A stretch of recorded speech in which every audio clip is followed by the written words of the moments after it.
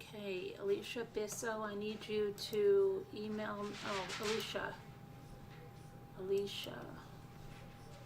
I'm going to email you. I'm going to email you the number. Alicia's got a true crime story that she just let fly in Davita's live. So Alicia, I'm sending you the number to get on. Oh shoot, I sent you the link, not the number. Everything good with the voice and the volume and everything, honey? Did you need to restart anything or something? No. Please, make sure everything's good. There's no, oh, I've said no with the, when you going live? I'm live right now. Oh, you're okay. Okay, Alicia, I'm sending you that. It has no subject. Now, if you would send me any kind of information, I could pull up pictures or whatever. All right. Let me see. Let me go back to the chat. Hi there, everybody. Hi, Alicia. You're a shy person. Don't worry. I'll lead you along. You won't be here alone. I have paint in my hair. I know everybody can see the paint I have in my hair. I'm sorry. I had white paint on my fingers, and now I have white paint on my hair. Okay, don't stare at the white paint on my hair. All right.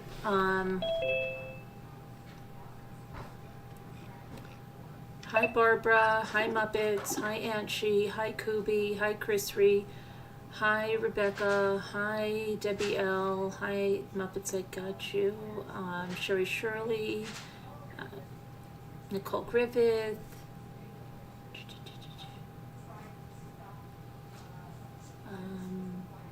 Susan Johnson, and friend of Kubi just last night. You're a friend of Kubi just last night, Susan Johnson? Weren't you over at DeVita's? Are you a friend of DeVita's?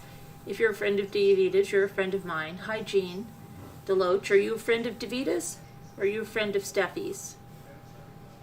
Hi, everyone. Been a friend of DeVita's since 2019. Okay, that's probably how long I've been a friend of DeVita's, and you got to be a friend of Kubi last night. Okay, last night. All right. Well, welcome, Susan. Nice to have you here. Jeannie's talking about life. Hi, LMNW. Hello there. Even though you hate me. Mom of two men. Let me see. Kubi. Farm Life. Let's see. Jean Deloach, how did you find out about us? Are you a friend of DeVita's or are you a friend of Steffi's? Okay, Kubi and Alicia. Okay, Lisa, you're on the. Do you have any thing you can send me that I can pull up a picture? Hi, Carly. Hi, Alicia. A picture? Yeah, like a link maybe to an article or something, and I can pull up a picture. Hi, Linda Uribe. I remember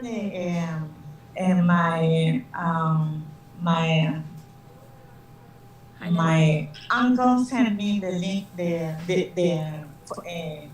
Hi, Dandy. via mail, the article of the LA Times or.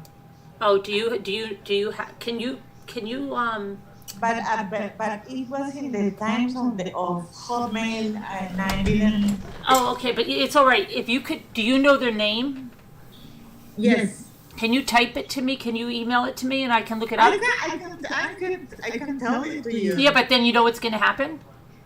They're going to look it up ahead of time, and they're not going to listen to our story. Okay, so. Can you just type it in the email to me? Just respond to that email with the name. Okay. That's good. Hi, Sassy I'm Darcy. doing it right now. Yeah, because they'll jump ahead. No, I know them. You know who? Who do you know, Jean? Jean, how did you find us? She knows them. I don't know who them is. Susan is a new friend of ours. Susan's our new friend from DeVita. See, Susan, DeVita moved in on all of my friends. So now, it's about time that I got some of DeVita's friends. She doesn't like to introduce me to a lot of her friends. I think she's embarrassed about me.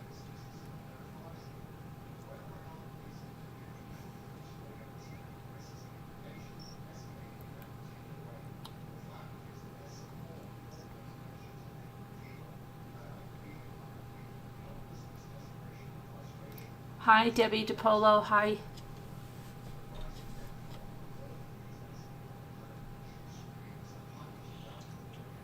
Okay. Okay, did you send it to me? Okay, good. We're gonna get Yeah. right here with this true crime story in a minute, guys. Hang on. With the names, you Google it and you find the clip of the news in the paper. All right, let me see. Let's see here. Mhm. Oh, that's okay. That's gonna be a common name, you think? Let me see. Might be a very common name. You said they were in California, Yeah. and it was In murder, Burbank and it Oh, Burbank? was all over the news. and it was murder. Yeah. Okay. Okay, I think I might have found it. I'm gonna send you. Listen, I'm gonna send you the story. You tell me if it's the right story, okay? Okay. All right.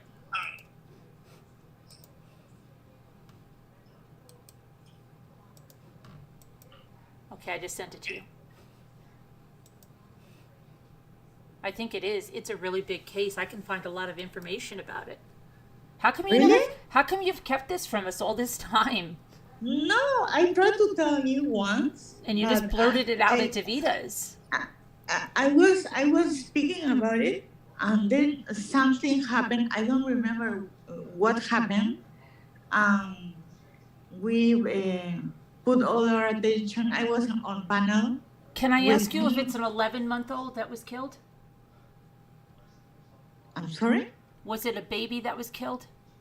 No, Oh, grown-up man. oh, because And there's a big he's- case here, a really big case. Okay, wow. But in that time, it was a really big case. All right, let me So, see but, then. but no Oh, I think social. I think I did give you the right one. Let me see.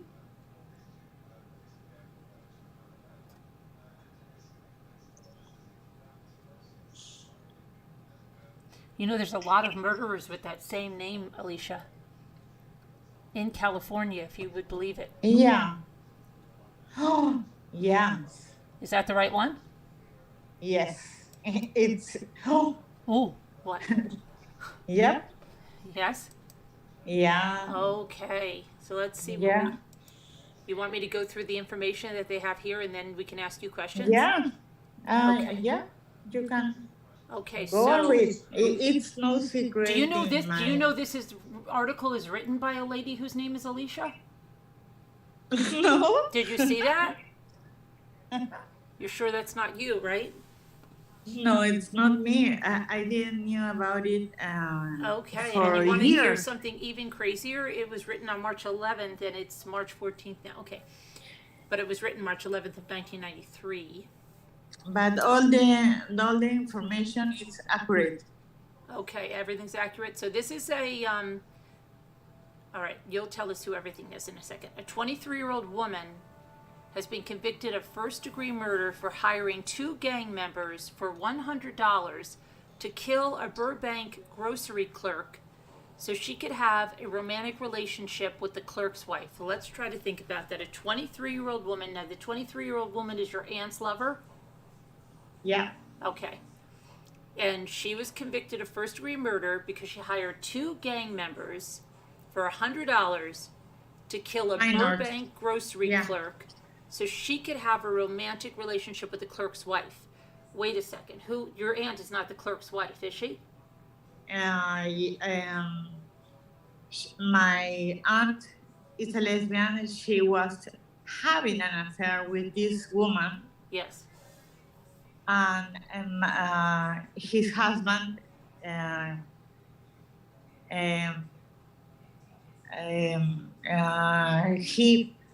He found about it, Right. and he said because they have a new child, a newborn child.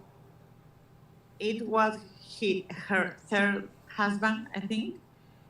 Yes, his third husband, and he said,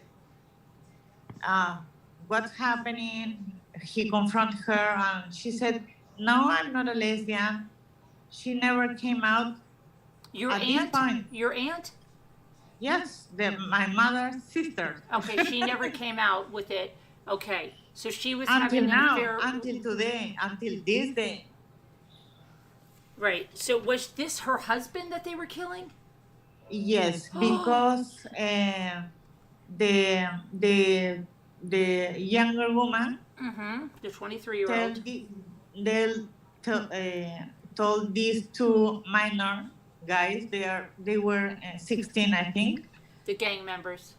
Yeah, to shot the person in the driver's seat. To shoot him in the driver's seat. Okay, let's see what else we have. Okay, so now we understand this. Now let's everybody get this right. See, her aunt is married to a man. They have a new baby. They have he will have a year. A year old. Okay, and she's married to him. He's a grocery clerk, but Yeah. this 23-year-old younger woman wanted to be with that woman. She didn't know, the husband didn't know she was a lesbian, right? He found out, and Oh, he found he out. said, and she denied it, and she said on the trial, no, she's obsessed with me, but I'm not having anything with her. That was a lie. Okay. All right, so then the 23-year-old hires two gang members to kill the man. Her. So To kill her. But wait, I'm lost. It says Burbank grocery clerk, so she could have a romantic relationship with the clerk's wife. But the husband went to pick up her from work, Right. and they changed seats. So instead of killing her, the two boys killed him. Oh, so she wanted to kill the one that she was in love with? Yeah. It was big news over there. Wow, okay, that's not what it says here. It says she hired these two gang members to kill the clerk so she could continue a romantic relationship with the clerk's wife. No. Okay, let's see what else, and then you can correct this. Pasadena Superior Court jurors handed down the final verdict against Maria Serrato of Hollywood on Tuesday. After 4 days of deliberation, the jury also found the murder method included the special circumstances of lying in wait, which carries a maximum sentence of life in prison without the possibility of parole.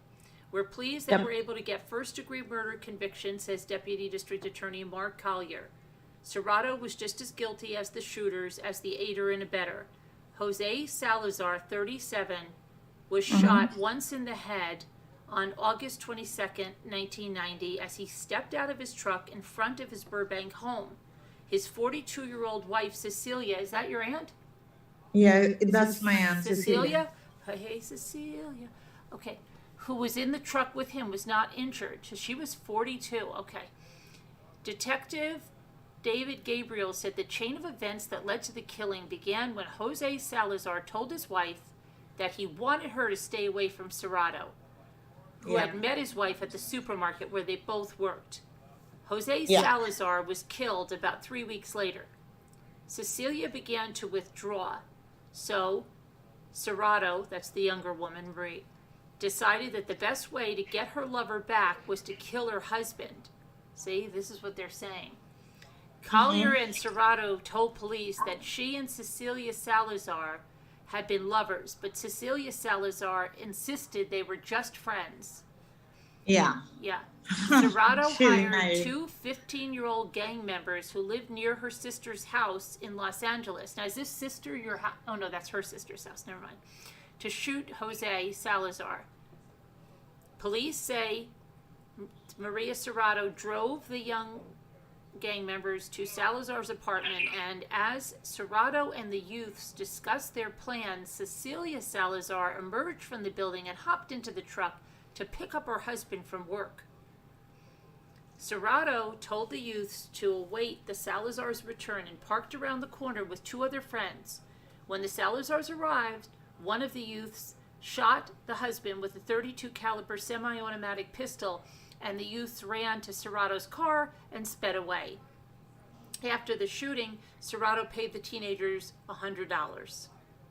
The Yeah. two youths were arrested in July of 1991, Gabriel said, and were convicted of murder in back-to-back juvenile court trials in October and November of 1991, and both were sentenced to youth authority facilities until they turned 25, the maximum punishment for youths under the age of 16. Wow, they would be tried as adults today.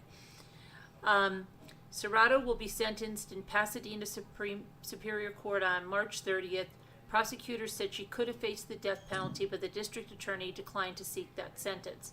Okay, now we have to look up some more stuff here. So, because it's not saying that it was the wrong person.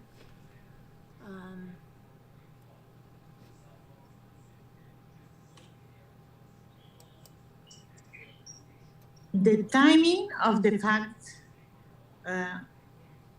you're reading to me, we in the family, my mom has had a younger brother that lives in all his two brothers and sister lives in California.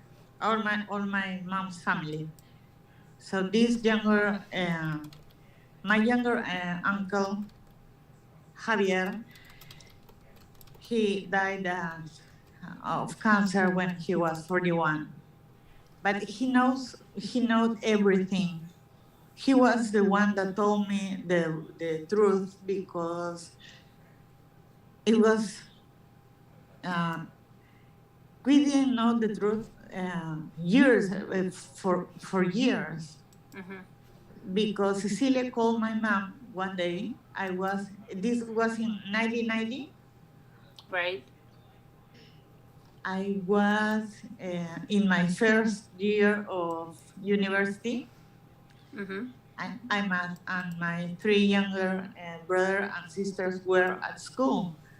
So my mom left because Cecilia said, "Oh, my husband has been killed in a mag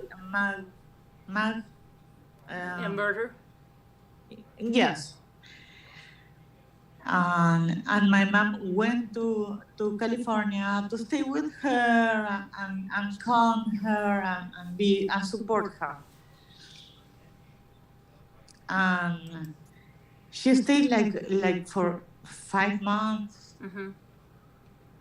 And we were, when my mom is gonna came back, I was cooking for all my and made lunch boxes for all my little brothers and sisters while I was in my first year of university.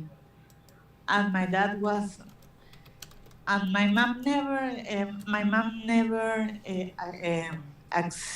Cecilia told her another story, a very different story than that I know that you are telling me. The same article maybe that I read years ago. Yes.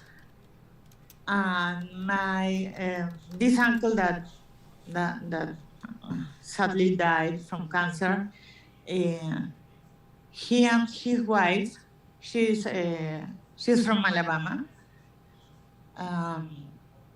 They knew the truth. And after Jose was killed, Cecilia was hanging with a group of friends going to salsa clubs every day, every night. Okay, I think I found some more information. Let's see here. What is this about?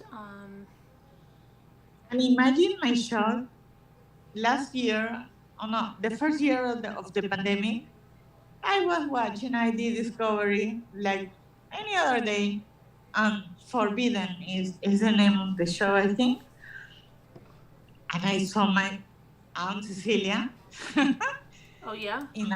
In a courtroom, yes, saying that she has she has not been in an affair with this lady, this person, the 32. that she was obsessed with her and lies. Okay, I think I found something else on this. Hang on 1 second. Um,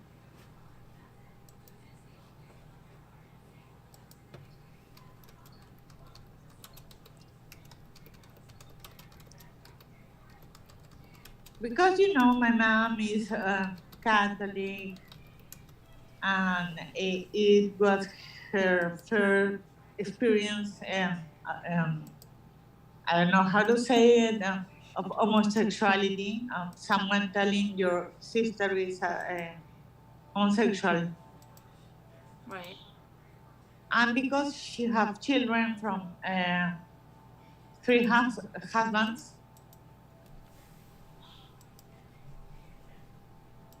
so my mom, she's a very good person. She's a very nice person and very naive. She believed all the thing, and she stayed to comfort her sister while her sister was going to dance salsa with her girlfriends,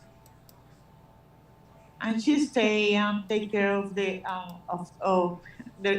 her kids and cook and shop clothes for them and all of that. Mm-hmm. Hold on a second.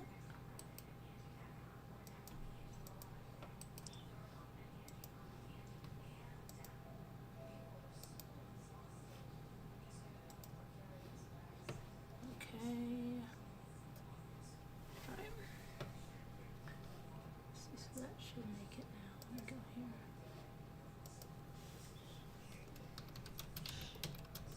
But what I know, and I know it's true, Right. the 32 hired both kids because they were 16, I think, Yeah. to I kill think I her. have something. I think I have something that has more information. Let me see. They are out now. You got the kids around? Yeah, because 25 is. I wonder. Yeah. I wonder Yeah. what else. If they straightened up or if they're just. Let's see if. Yeah, several years ago, they are out. What is it? Putting if it's the same episode I'm thinking of, it pretty sure it is. What is going on? Which was one? What? Where is Irene? Oh, did anybody see Irene? Hi, Vintage Gal. Hi, everybody. Sorry, I didn't say hello. Irene, what is going on? We're all really worried about you. Has anybody seen her active in Slack or anything? Hi, Monica. How are you? Okay. Hi, Robin Lane. Hello, everybody. Hi, Linda. All right, I'm going to see what I can find out over here because I think I might have some more information. Let's see if.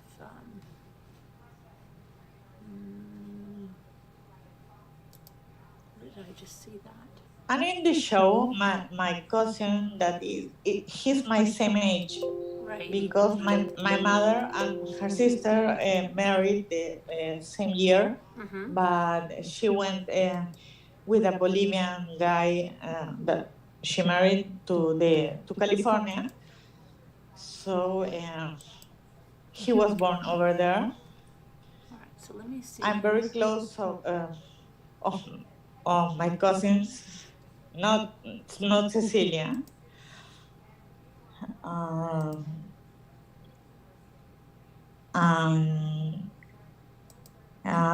what they think and what they learn from the news is that Cecilia and the lover meant to kill Jose, the husband. I know that's what you say. Yeah. Let me just see. Here it is. Okay, hang on. So it says Cecilia Salazar. Okay, she worked in that supermarket. That's correct. With Maria. Maria wanted to turn her passionate fantasies into reality with Cecilia, but Cecilia. Let's see. She couldn't get Cecilia out of her mind.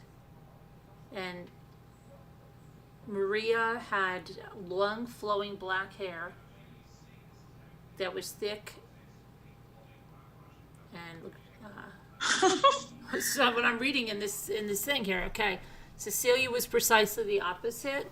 She looked younger than her years. She was softer looking, gentle, with a motherly disposition. Is that true? Yeah, she looks like my mom. But let's see. So it says the manager was closing up the store. Maria noticed Cecilia was slipping into the storeroom at the back of the shop where she would get changed before going home to her husband and children. So now, let's see. They have some dialogue here. Maria says, "What's wrong?" Cecilia says, "Nothing." I guess so Maria looks deep into Cecilia's eyes. I guess she tells her that, well, I don't know how true this is.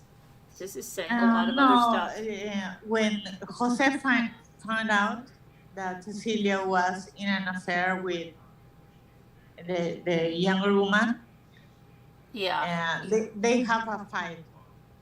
Jose and Cecilia, my aunt, a very violent fight, very violent.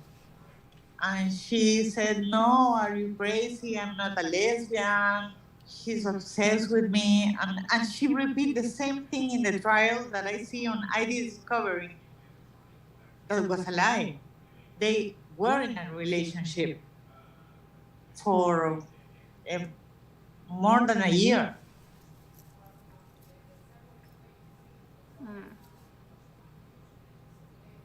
Okay, so they say Detective David Gabriel said this is the most bizarre murder case I've ever been involved in. Never in all my years as a cop did I ever expect to be investigating such a killing. Mrs. Salazar had admitted she had an affair with Serrato, but she is now trying to put this whole nightmare behind her. She was sitting there in that truck when those boys pumped their bullets into her husband. It is something she will never be able to forget. Mrs. Salazar has now moved to a secret address to try and put the pain and anguish of those awful events behind her. Those kids were underage, and that's the law, and even though it might seem like a light sentence, but in today's world they would sentence them as adults.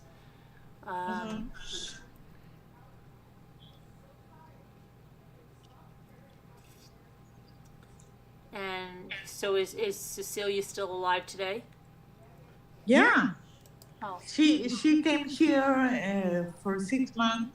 She left a month ago because when my grandma and my grandfather died, almost 4 months apart. It was 5 years ago. Right. They weren't many people. My grandfather, he worked as an accountant, and my grandma was do you remember the story of my prom dress? She was a dressmaker. Your prom dress, it sounds familiar. Tell me what happened. My grandmother was a seamstress. Right. Yeah. Yeah, but what was the story about it? They never have money. They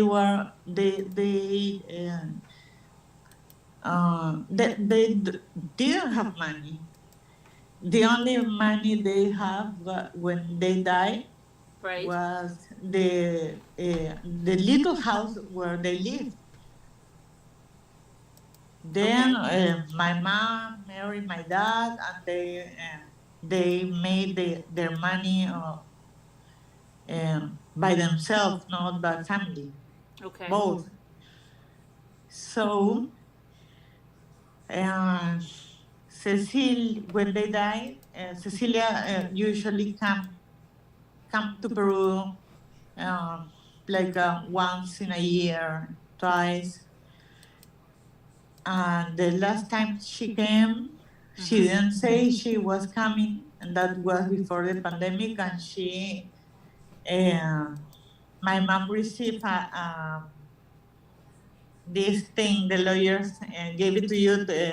You were served. She was served.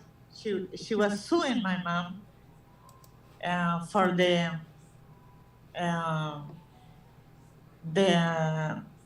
the will. There was no Right, will. yeah, okay, the will, right, it's problems in the will, But yeah. my mom had 30 days to go to a judge thing to, Right, to a court, a lawyer, or, yeah, to a lawyer. Okay. To a lawyer, because if she wasn't in 30 days over there, she can go to jail. right, okay. So Cecilia is not a good person. She's not a good person. No. This story, when before I went to Spain to live, when I was 26, my uncle, my dead uncle and his wife, they told me this whole story I didn't know. Cecilia, he's a manipulator.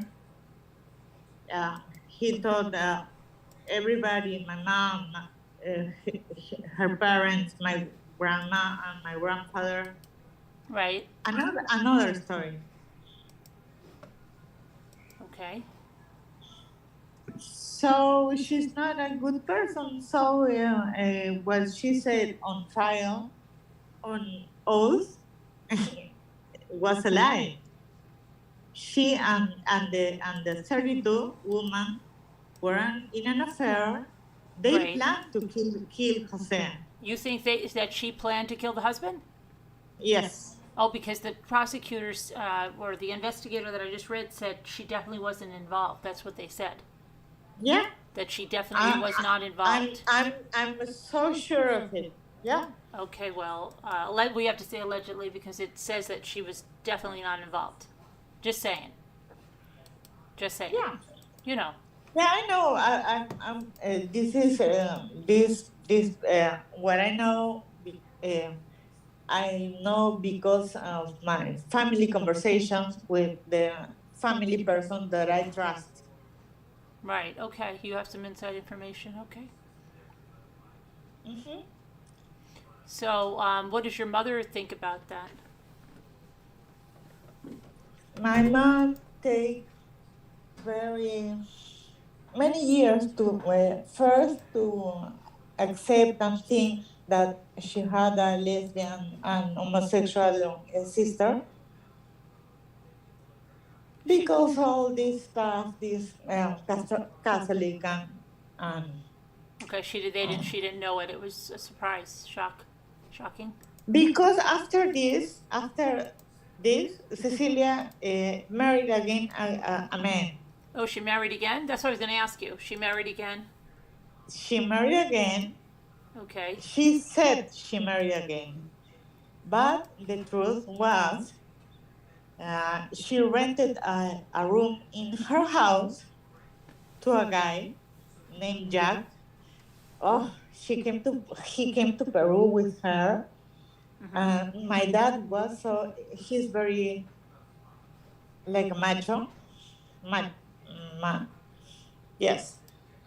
And he said, "Oh, say hello to your uncle Jack."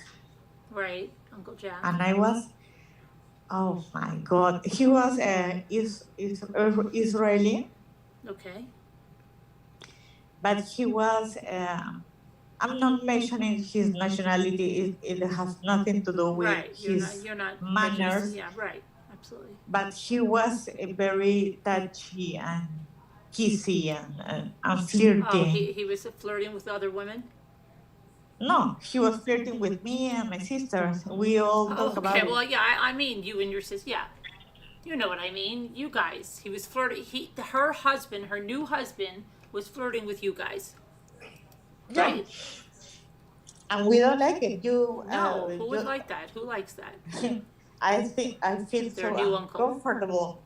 Yeah. Of course, yeah, their new uncle flirting with them. Yuck. But my dad was so happy because Cecilia was with a new guy, Yeah. like a man. And your dad was happy about that? Yes, and my brother too. Oh, and your brother too. Okay. They were all happy. Happy. Yes. But so is she still with this guy? No, I hear this year Jack passed. This year, He passed away? last year, and he was smoking crack Oh in the gosh. park in the parking lot of Costco Jack? and drinking Fanta. And he was drinking Fanta? Fanta? And he passed away. Wait, he passed away smoking crack and drinking Fanta in a Costco parking lot? Yes. Sorry, Oh my I laughed, but Gosh. Wow. It's crazy. Not good. yeah. Sorry, I have a family like that. Not good. That's not good. Not good. So, yeah, No. so, and your aunt, now, is she still, where is she? She's in. She was just a month ago here in Peru for 6 months, and she returned to California. She has a Jose, the murdered husband. She has a boy with him. He's like, I don't know, 30 right now, I think. And he lives in North Carolina. And she often goes over there. Okay. So, yeah. What is going on here? All right, so, I mean, does anybody have any questions about this? Let me ask them. Anybody have any questions for Alicia? And Robin said, please don't ever apologize for your family. It has nothing to do with who you are. Oh, thank you, Robin. Okay. Anybody have any questions? Bloody hands from Kubi. Let's see. If you have questions, if something wasn't clear to you, would you please pipe your question up for Alicia?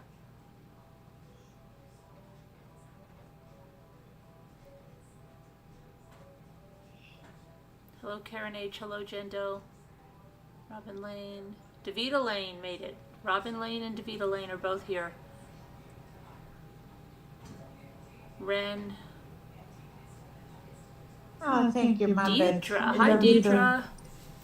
Okay. Snow remover. Hello there. So, hello, Kathy from Texas. Could somebody, please, you have a question for Alicia? Anyone?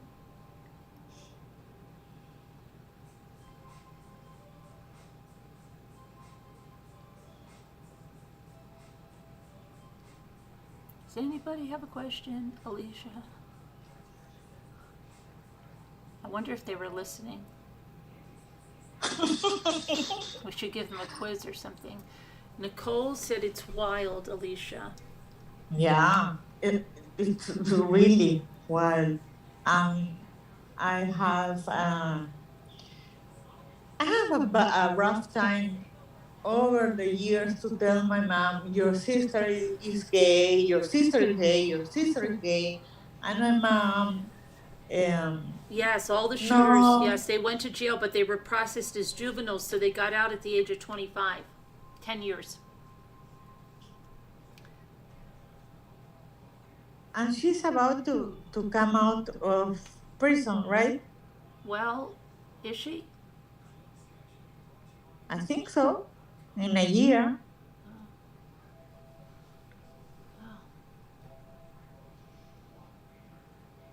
Connie McD. What's wrong with Kubi? Why is everybody saying, what's wrong, Kubi? What's wrong, Kubi? Kubi, what's wrong? Why are they saying that?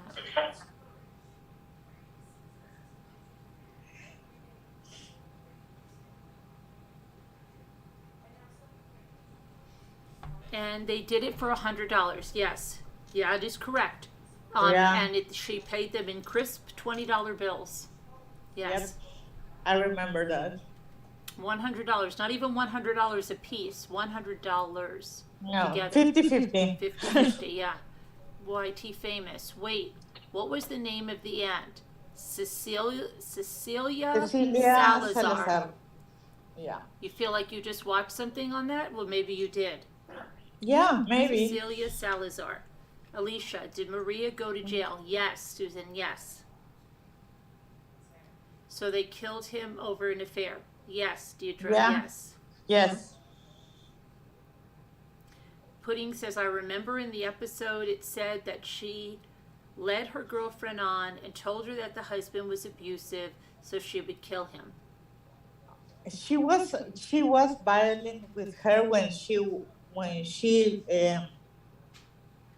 learned about her affair with a woman, it doesn't matter, a woman, a man, and he was.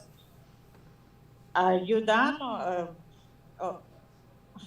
are you done or are you done? Or we. What? When he found out, he confronted her. Okay. So she said, no, she's after me, she's obsessed with me, blah, blah, blah. Right. But they have a violent dispute there. He was very angry. Well, she was cheating over a year with a woman. It doesn't care if she's a woman, a man, or whatever, but she was cheating. They have a very violent dispute. That's what I know. Okay.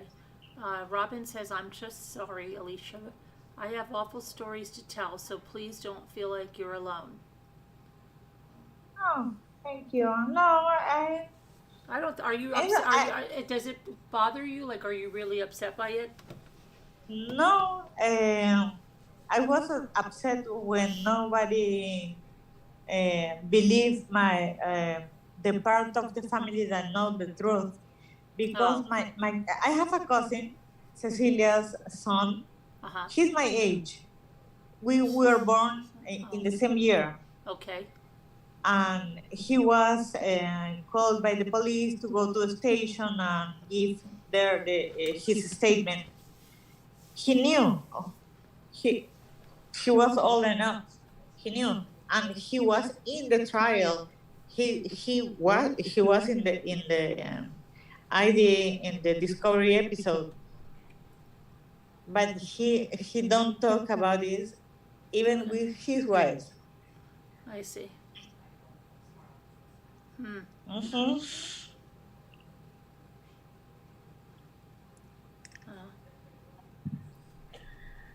Interesting. So she raised all the kids. Where are all the kids? How many kids did she have?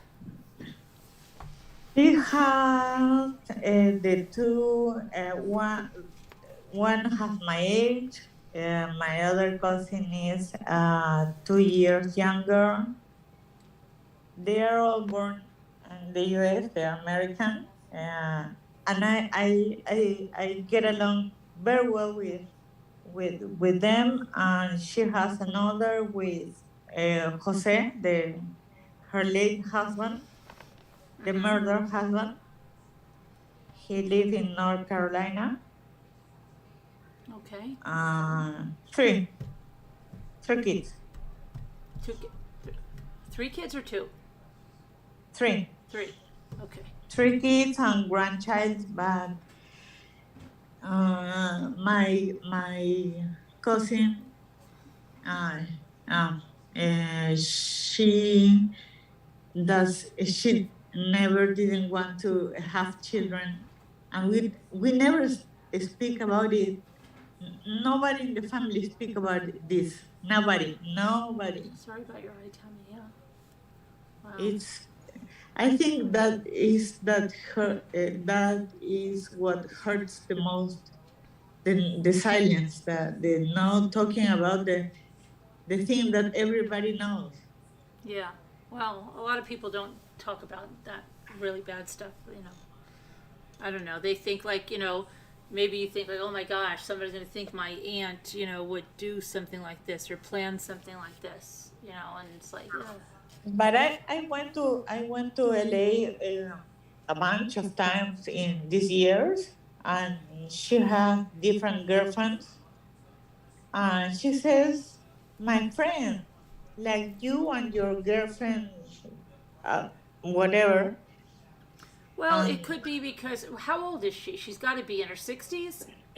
My mom is Well, wait a minute. gonna She was be 42 years old in 1993. That was almost, she's over 70 years old.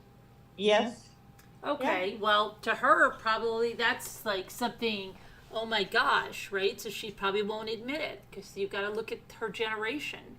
And you said they're extremely Catholic and everything like that, right? she's not. My She's mom not? is. Your mother is. Yeah. Okay, but they were raised that way? No, No? Okay.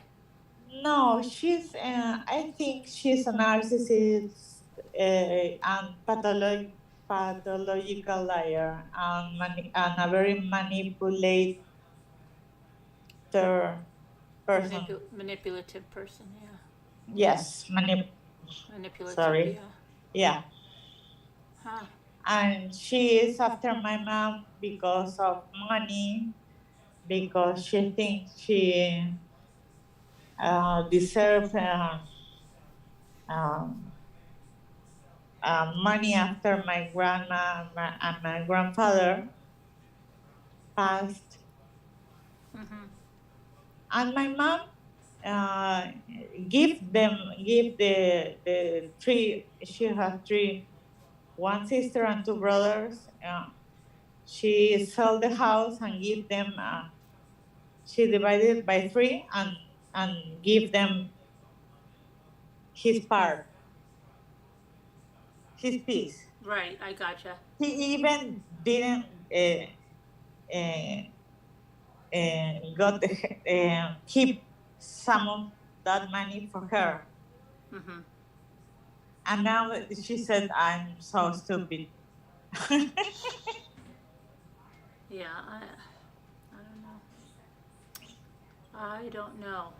So, have we seen Bridget in a while? I'm going to put the number in Slack if anybody else wants to call in. If anybody else has a true crime story, you want to come in or you want to ask Alicia some questions. Okay, No, don't go Yeah. anywhere. Don't go anywhere. I'm here. Okay. I'm gonna bring a seltzer from. All right, go get a seltzer. Okay. Okay. See you in a little bit.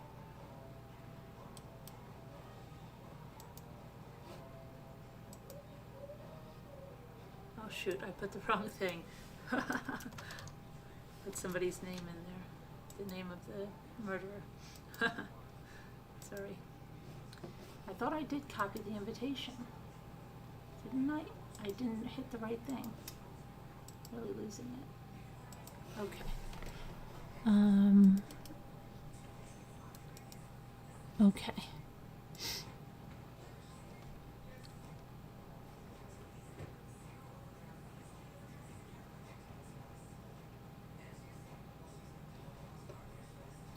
All right.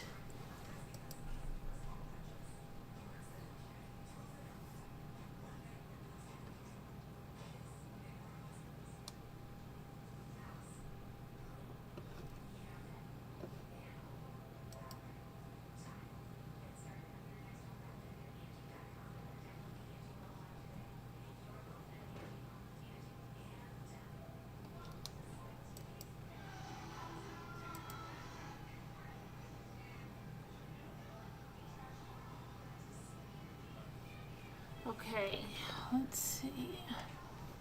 She's getting a seltzer. I'm just thinking that I can't eat anything for a while. I don't think I'm allowed to eat anything. I'm back. Hi. I don't think I'm allowed to eat anything. Why? Just in case I have to get Jimmy gets my appointment to get my blood tested. Oh, okay. Yeah. I don't know if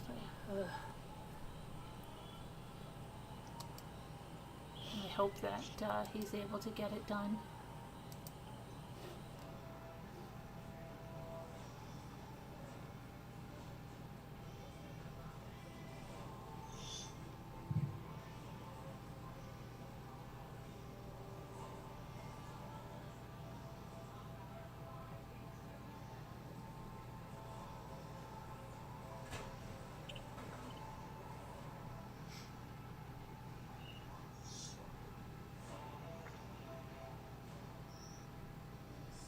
So quiet. Come on, guys. Yeah, Sherry, we all have a story about a family member. I have two more if you want to. You have two more? No. Do you really? Yes, but I think for me this one is enough for tonight. But you really do have two more? No, not involving murdering. Not involving murder? Yeah. Oh, okay. Not involving murder. What are they involving? They're involving like cheating and Cheating on people? yeah. But I think this kind of person, like Cecilia, they're scamming artists, con artists, like the Tinder swindler, or Oh, she lives from conning people.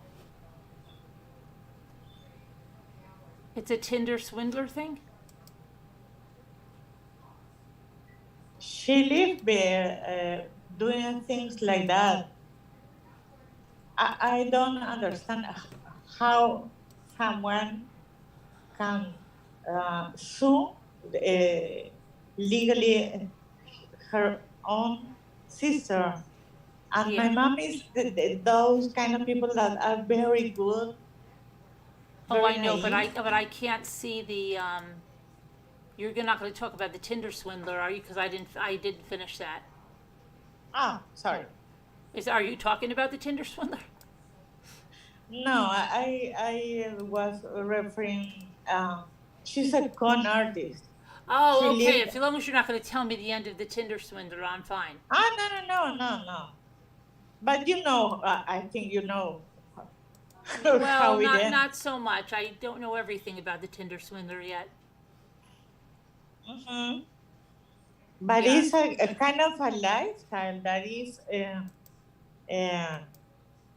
now scamming Yeah. people. No, but I didn't see it all. Okay. Not a spoiler for Yeah, me. don't spoil it because I didn't finish it and somebody said it's really good and I'm not going to expect it or something. Okie dokie. That I won't expect the end. Ah. Yeah.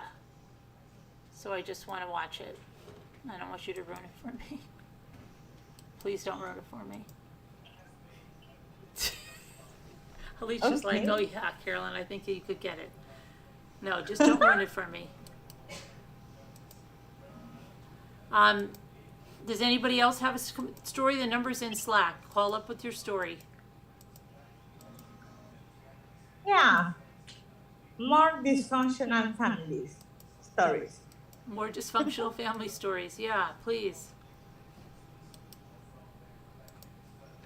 Call up with your family stories. Come on, guys. Call in. Call in with your family stories.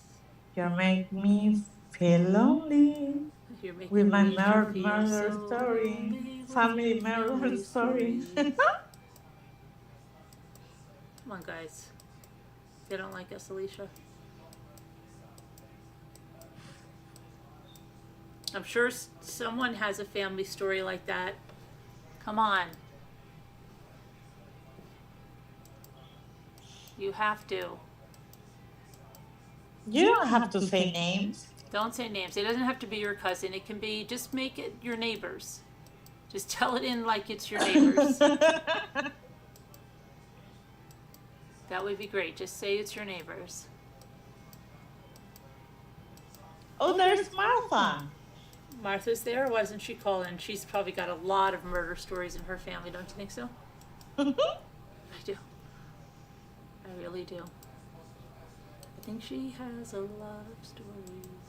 Sorry, I'm trying to do two birds with one stone. I have to, as I'm talking to you, I'm just saving pictures out of albums for a slideshow that I'm making, so I'm trying to make the most of my time. Oh, Jesus, Tammy, really? What happened? What happened? What happened? She has a friend. Oh, Tammy, are you talking about Tammy McD? Yeah? Oh, Tammy McD has some big stories. She does. Oh, wow. She has the story about, poisoning. Yeah. If someone find the story and I discover it, please send me the link or someone. I think, what's her name found it? Oh my goodness, what is her name? Pudding. I'm trying to remember the name in Slack. Not in Slack, on that I just saw on YouTube. It's Puddin'. She just saw it. Send it to me, please. Send it to me, please. Please, Pudding. Won't you send it to me, please? Pudding. Pudding, please send it to us. Pudding. I don't think she's listening to us at all. Do you?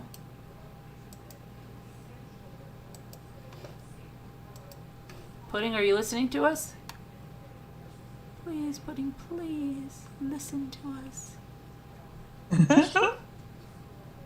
She won't. I don't think she cares.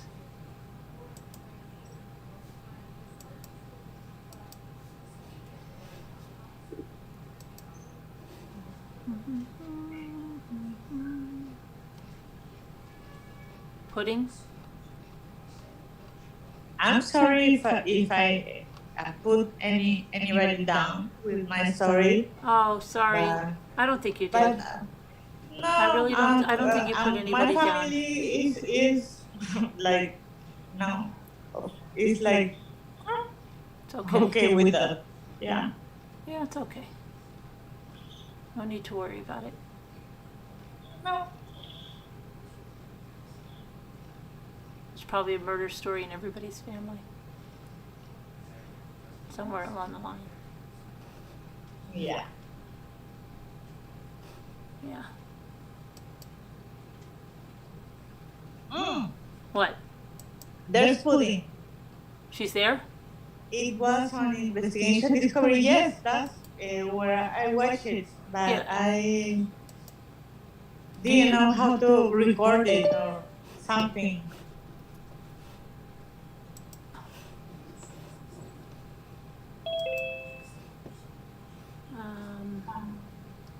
Could somebody help Scooter out? I mean, Scooter, could somebody help? Do you have a, Scooter, do you have a story? Oh, no, I was just coming in to be supportive. Oh, okay, you're not gonna, you don't have any murder stories? No. Oh, that's a shame. Martha. That's a Hi, shame. sweetie. That's such a shame, really? It is, isn't it? It is. You don't have any murder stories? No. You're sure? I'll have to ask my dad if we have anybody like that in the family. Yeah, try to find out because I don't know. I will. There's probably something going on. Probably. It was on spooky. Not in Peru. Sorry, spooky California. Yeah. It happened there? Was it in Oh, it was in California, wasn't it? Yeah. Yeah, it and wasn't. we It was in a book, though, No. Alicia. It was in a book, but I think it was all made up. Like I think the guy took a little creative license with it. Really? Yeah, With I what? I can send you something about it, but it was I could send Oh, you. thank you. But it seems yeah. like he took some creative license with it. I think. About her aunt? You are so Yeah, good like at turned it this. into like you know, like really. Oh, what should I say? He got into like more of the relationship, should we say? Now, none of our family were murderers that I know, but I know my dad's mother's sister Right. was murdered at age 15 Okay. in downtown Gary. And my dad does have an old yellowed paper article about it with her picture in it. And I can borrow it sometime and show you guys. All right. All right. Yeah. Good. I wrote it about. Hi, Robert Tibble.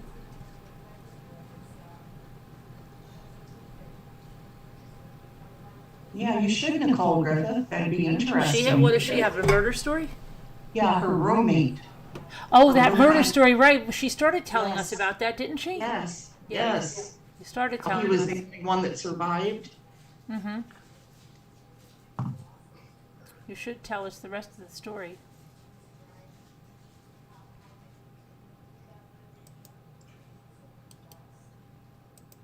Sorry, I'm mixed.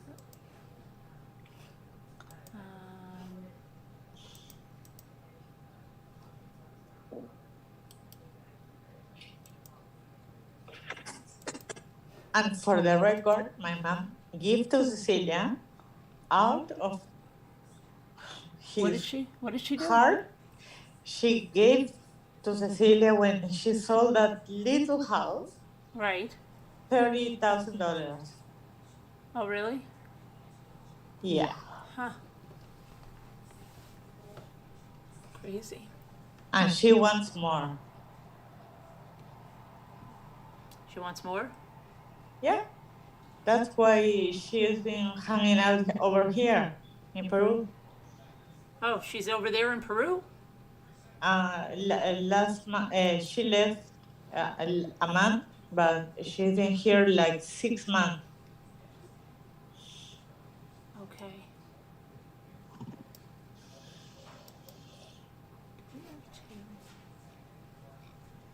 Sorry, I'm just going through these. That's interesting.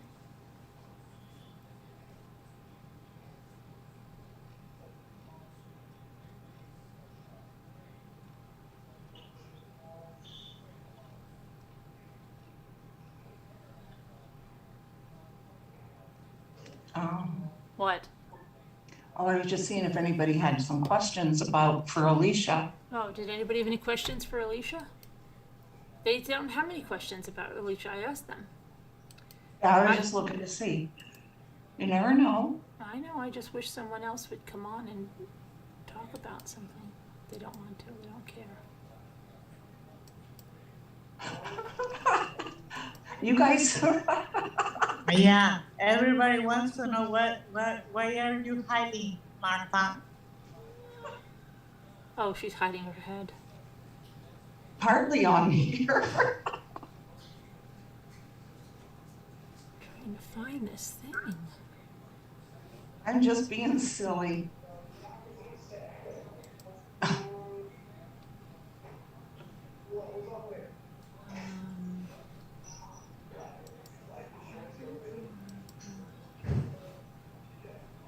Oh, it was on Law and Crime Network? Jacob Kayer was the murderer. He lay in wait for Joel and his fiancee to come home, and Joel was the only survivor. Who? Where? Who's that? Nicole Griffith, her roommate. Oh, okay. Jacob Kayer, Cayer. I'll check it in a second. I just have to, there's just one other. Robbie Bob has a story too. Robbity Bob does? Yeah. Ooh.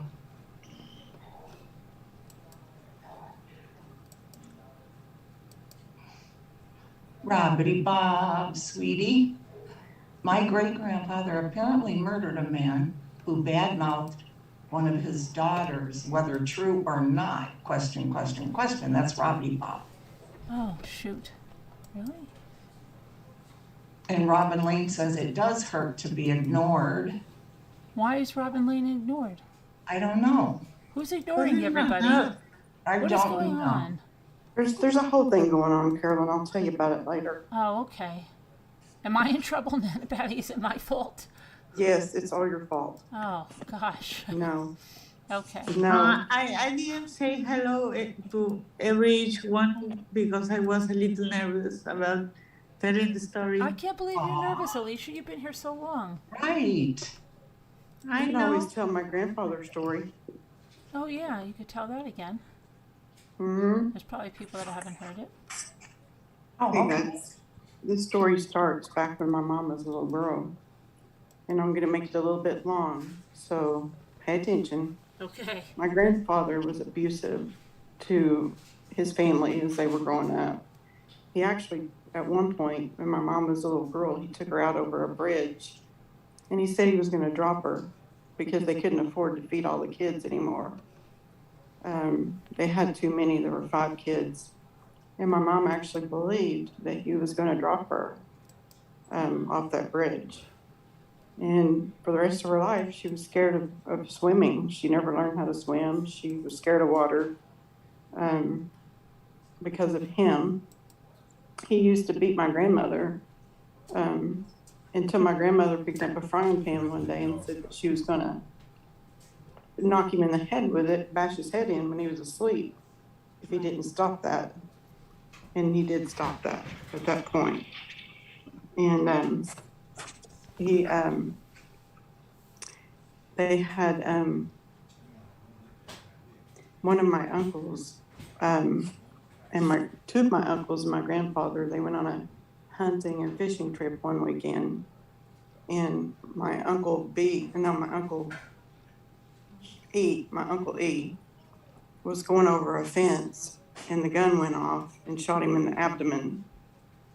Our family believed that it was suicide for insurance money, that his business was in trouble and he was going to lose it, and he had a lot of life insurance, so he left his family very well off. And he was also Catholic, so you aren't supposed to commit suicide, but it was believed that that's what really happened. And later on, that kind of changed a little bit, and I'm going to get to that. A few years after he died, my grandmother died in open heart surgery. And about a month after my grandmother died in open heart surgery, my other uncle, Uncle Bernard, he lived with my grandfather. And he wasn't in great health. He had a lot of problems with his stomach. And but he was a school teacher at a high school. He taught English, and they lived together, and my grandmother was gone. And one Sunday afternoon, someone came into the house and shot my uncle in the back at his desk. He was sitting at his desk typing, getting ready for his school lesson the next day. And it killed him. But they did say by the way he was laying, he saw who shot him. And so he knew who killed him. And, Carolyn? Sorry, man, Petty. Just check Sassy Darcy's, what she's saying, and then also Rebecca. Okay, go ahead. So anyway, the police did an investigation, and they found the shell casings for the gun that killed my uncle in my grandfather's glove compartment in his car. and the gun was taken out of his closet that was used, and it was put back in the closet. They did what they do, check gunpowder residue, and didn't find any on my grandfather. But they did arrest him, and they had a trial, and found him not guilty. And Really? I read the reports from the newspaper, and it to me there was no way they could have found him not guilty because of all the evidence they had. But they did. They found him not guilty, and the reason that he killed my uncle was for insurance money, and he only got like $60,000 or $80,000. Of course, this was years ago. It was more than 30 years ago, so that I guess was kind of a lot of money, but not really. Yeah. And he ended up probably using that on his defense for the murder charge. So he came out not ahead at all. And then later on, he tried to burn their house down, and got caught for that too. But I'm not sure if anything happened to him legally. But he had also burned down campsites whenever my mom was growing up. They had places where they would go to stay and fish and hunt, and he burned some of those houses down for insurance money. He had had his eye put out at one point for insurance money. He fell in a mall for insurance money, hurt his back. He was just quite the swindler and murderer. Yeah. And Crazy. yeah, no one else in my family has been a murderer, but he sure was. No. Jesus. So sorry. Yeah.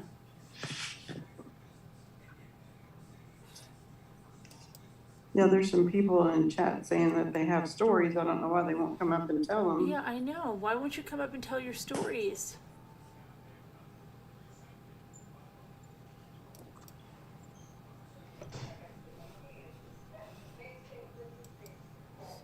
Sassy I'm Darcy. sorry, nobody. Thank you. Yeah, that's crazy stuff. Now, I had another great-great-grandfather that was a U.S. Marshal in the Indian Territory in Oklahoma. And he used to get in fights with some illegal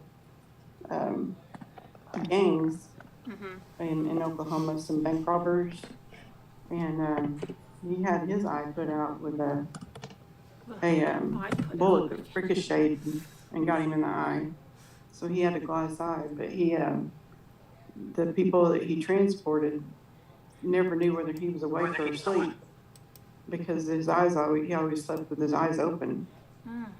And he had Belle Starr, who was a pretty famous crook woman. He was transporting her and took her to his house because it was on the way where they were going, and had her chained to a bed in one of the bedrooms, and she cussed and cussed and cussed all night long. My grandmother couldn't believe the language from that woman. And then the Dalton Gang was another group of people that he would go up against. And they were bank robbers and just trouble in general. But they would let him know by telegram that they were gonna be doing something in some area, and for him not to be there because they didn't want to kill him. And he would be there every time, and they would get in a gun battle. And one day they shot at him, and they hit a pocket watch he had over his heart. And the bullet hit the pocket watch, and that was the only thing that saved his life. Karen H. says, why wouldn't we tell our stories? Because they are personal and private. Okay. Well, alrighty. You don't have to. No. If you want to come up and tell a story, you can just send in an email and I can give you the number. You don't need Slack to come up on the panel. if you want to come up, Stacy, and tell a story.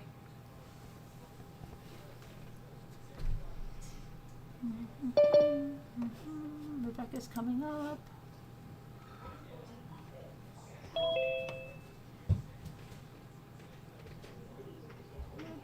Hi, Rebecca. Hey, Do you have a story? I've got several, but Oh boy. I mean, I can I can tell a few. I'm Hi, actually. Rebecca. Hey there, I'm laying in bed with my kitty cats, but I'll tell y'all one or two Okay, good. if you want to hear them. All right. I can't see chat or anything because I'm on my cell phone, but all right. So the first one that I mentioned in chat was my grandmother, and this happened in 1979 actually, and she was early 50s, I think. I was like 13, but her friend, well, let me tell you this first. She drove back then the cars were so long, like boats. Whatever kind of car you had that was really like the cars were really long and big, and that's important because what I'm gonna tell you. But a friend her and a friend were gonna meet at a pub for a drink after work, and so she gets there and she goes in, and she has one drink and her friend never shows up. So she decides to leave, thinking, this was way before cell phones, so thinking that she's not coming. So when she goes back out to her car to get in, this man is hiding behind her car and pushes her in and into the passenger side and takes off with her in her car. And he drives her several miles out in the woods, and he beats her, and he rapes her, and I mean she tells me the story. She was like fighting back with him and stuff, and anyways, he had taken her into the woods and left the car up on the roads. He gets her back up to the car and opens the trunk and tells her to get in the trunk, and she's like begging, saying, I've got 4 children, 12 great grandchildren, please don't make me get in the trunk, and I'll do anything you want me to do. And he was like, well, I'm gonna come back in about an hour, and you better be here. And he takes all her clothes and her purse, and of course steals her car and leaves her out in the middle of nowhere. So she walks to the first house that she came upon and knocked on the door, and it was like a young couple, and they took her in, thank goodness. But she was in the hospital for several days, but she survived. But they believe that he went from that incident up north a little bit, and they believe he killed a nurse, but he was never convicted of that. But Did you ever tell this story here? No. Gosh, I'm having really bad deja vu, especially when you said he took all of her clothes and she went to these people's house, because I swear you told this story. You're saying no? No, I've never told it. Oh my gosh. I've never told it to this group. Did anybody hear a but- story like that? Everybody Because does it's driving me crazy. Everybody does it. Stop it, Jimmy. I'm having severe deja vu lately. Okay, sorry. I hate when That's all that right. happens. So she actually got him convicted. Of course, like I said, the nurse that they think he killed, he was never charged with that. But my grandmother, was able to identify him and everything, and he was convicted of her rape. And you can look him up. His name's Glenn Allen Carver. He's an inmate in Alabama, and he got life with the possibility of parole for rape. And he comes up for parole every 5 years, and we go to his parole hearing. My grandmother went every 5 years, and Yeah. and she was like, when I die, y'all better go, because he was a lot younger than her. He was only like in his 20s when he raped her, and so of course, she's been gone for a while, but he's still living, and we go every 5 years when he comes up. He's getting old now, of course, but he'll never get out of prison. Montgomery, Alabama. Yep. There he is. Yep. And I remember one thing that my grandmother told me, she said that he had one thing that really stuck out to her was that he smelled so strong of cologne. She said it was just weird that he was real, like, I don't know, that it was weird, I guess, that he had cologne on to her. Right. But let's see. I can tell you another one real quick. Okay. This one's kind of really weird, but my nephew, I'm very close to my nephew. He's 37. He's kind of like my kid. He's my sister's son, but they don't really have much of a relationship. But anyways,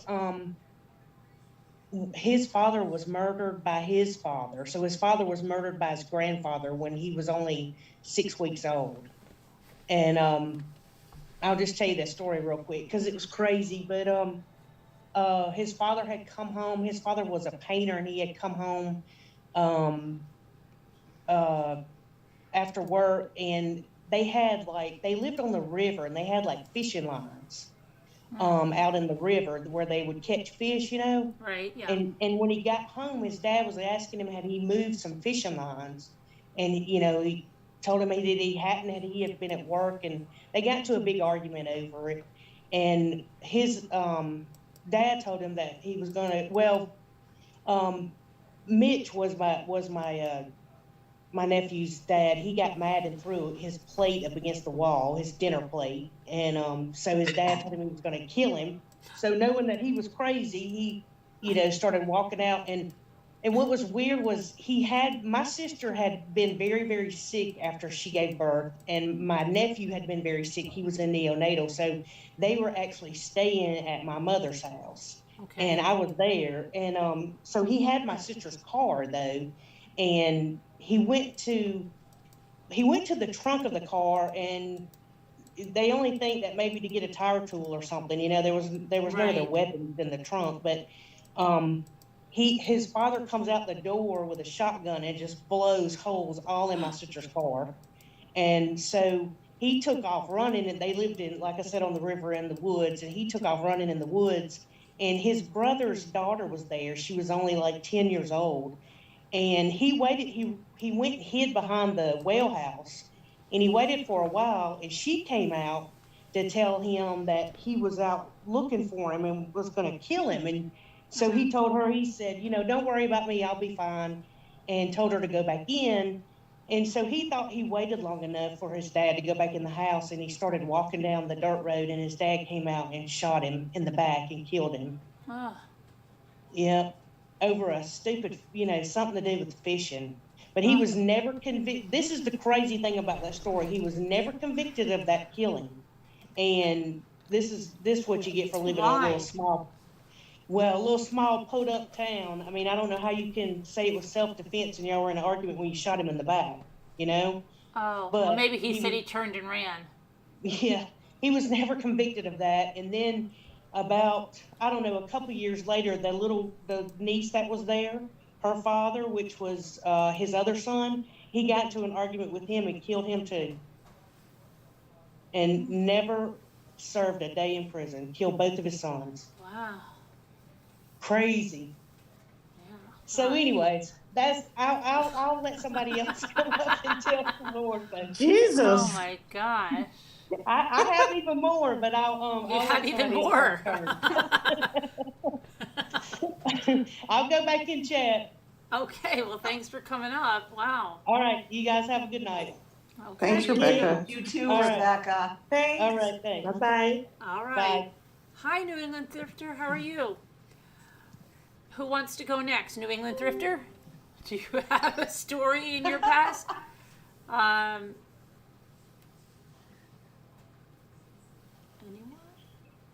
Sherry Shirley?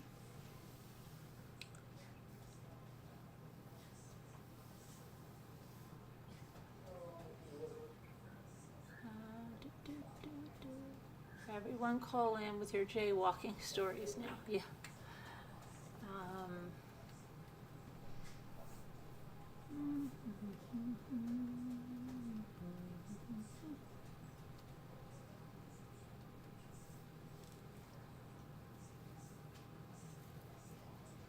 Sassy Darcy, are you going to call in?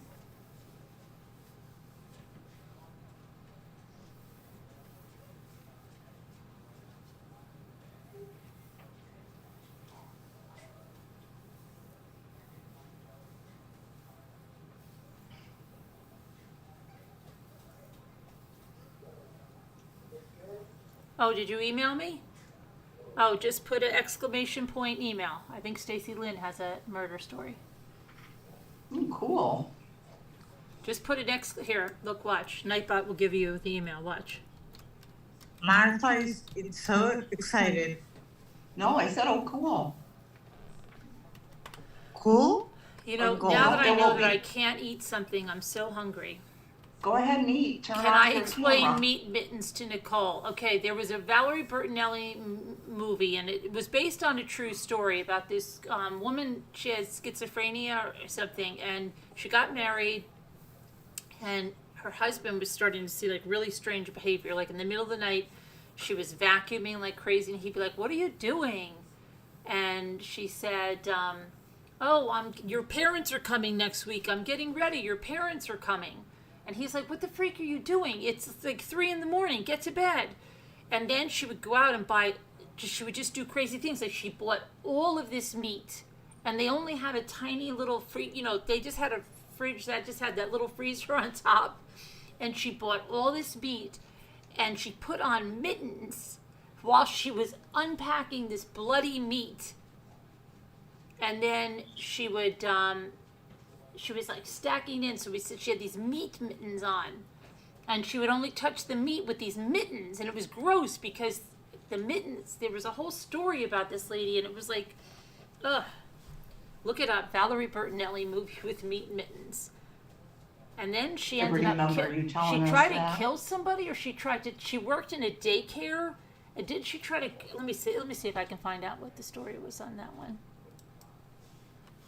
I forgot all about the meat mittens thing. Yeah. I can't believe Kubi remembers the meat mittens. I thought that was before her time. And I Never heard of it. can't believe that I The remembered meat, that. meat mittens.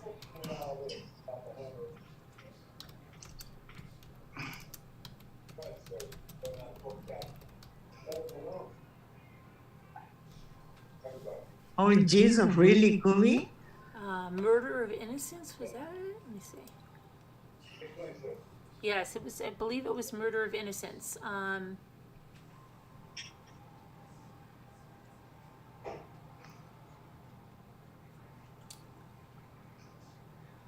Yes, okay. Let's vacuum in the middle of the night. She puts putting a stuffed horse, some books, paper towels, knives, and makeup into the fridge. She did like lots of crazy things. Makeup drawings on the wall. She started to hang up the clothes. When the husband starts to hang up the clothes she has strewn around the room, the wife jumps out of the closet and goes at him with a knife. That's Valerie. She was just doing crazy, crazy things. Let's see. All the kitchen cabinets and drawers would be left open in the kitchen sometimes. And at other times she was like cleaning everything. Let me see. Is this a picture of the meat mittens? I think this is a picture from the movie. There's like all kinds of things in the refrigerator that she put in there. And see the refrigerator, it's got blood on it. Let me see. It became a movie? Oh yeah. She stores large amounts of raw meat in her fridge. She plays with it. She rubs it on the walls and falls asleep in a pile of garbage. It wasn't supposed to be true, though, right? It was true. It was true? Oh yeah. Let's Oh, see. my goodness. Let's see. Then there was that juice box. She poisoned a juice box, didn't she? She brought all the kids. She brought them poisoned juice boxes. Yes. Lori spends the rest of the night storing bullets on her bed and poisoning juice boxes and Rice Krispie treats with iodine. Oh, Yes.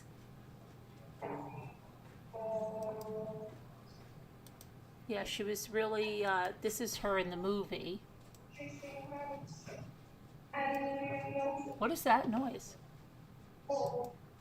What's that music? Dave's TV. That's Stacy music. It sounds like it's David Ray. I'll mute right now. sounds like a seance or something. What is Go that? ask Alice. It's at Go ask Ask Alice. Alice when she's 10 feet tall. Oh, what ask Alice? Sounds like it's a really bad thing. Okay, let me get her. I'm not ignoring you, Danielle. Let's see. Let me get the real alignment. Oh, did you email me, Stacy? Let me see if Stacy emailed me. I don't have an email from you yet, Stacy. Did you try to email me? Could be. Oh gosh, you gotta tell me.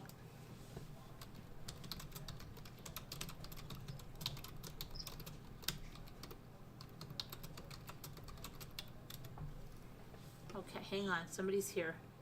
Do we know who's here? Let me see. Oh, Kubi's here.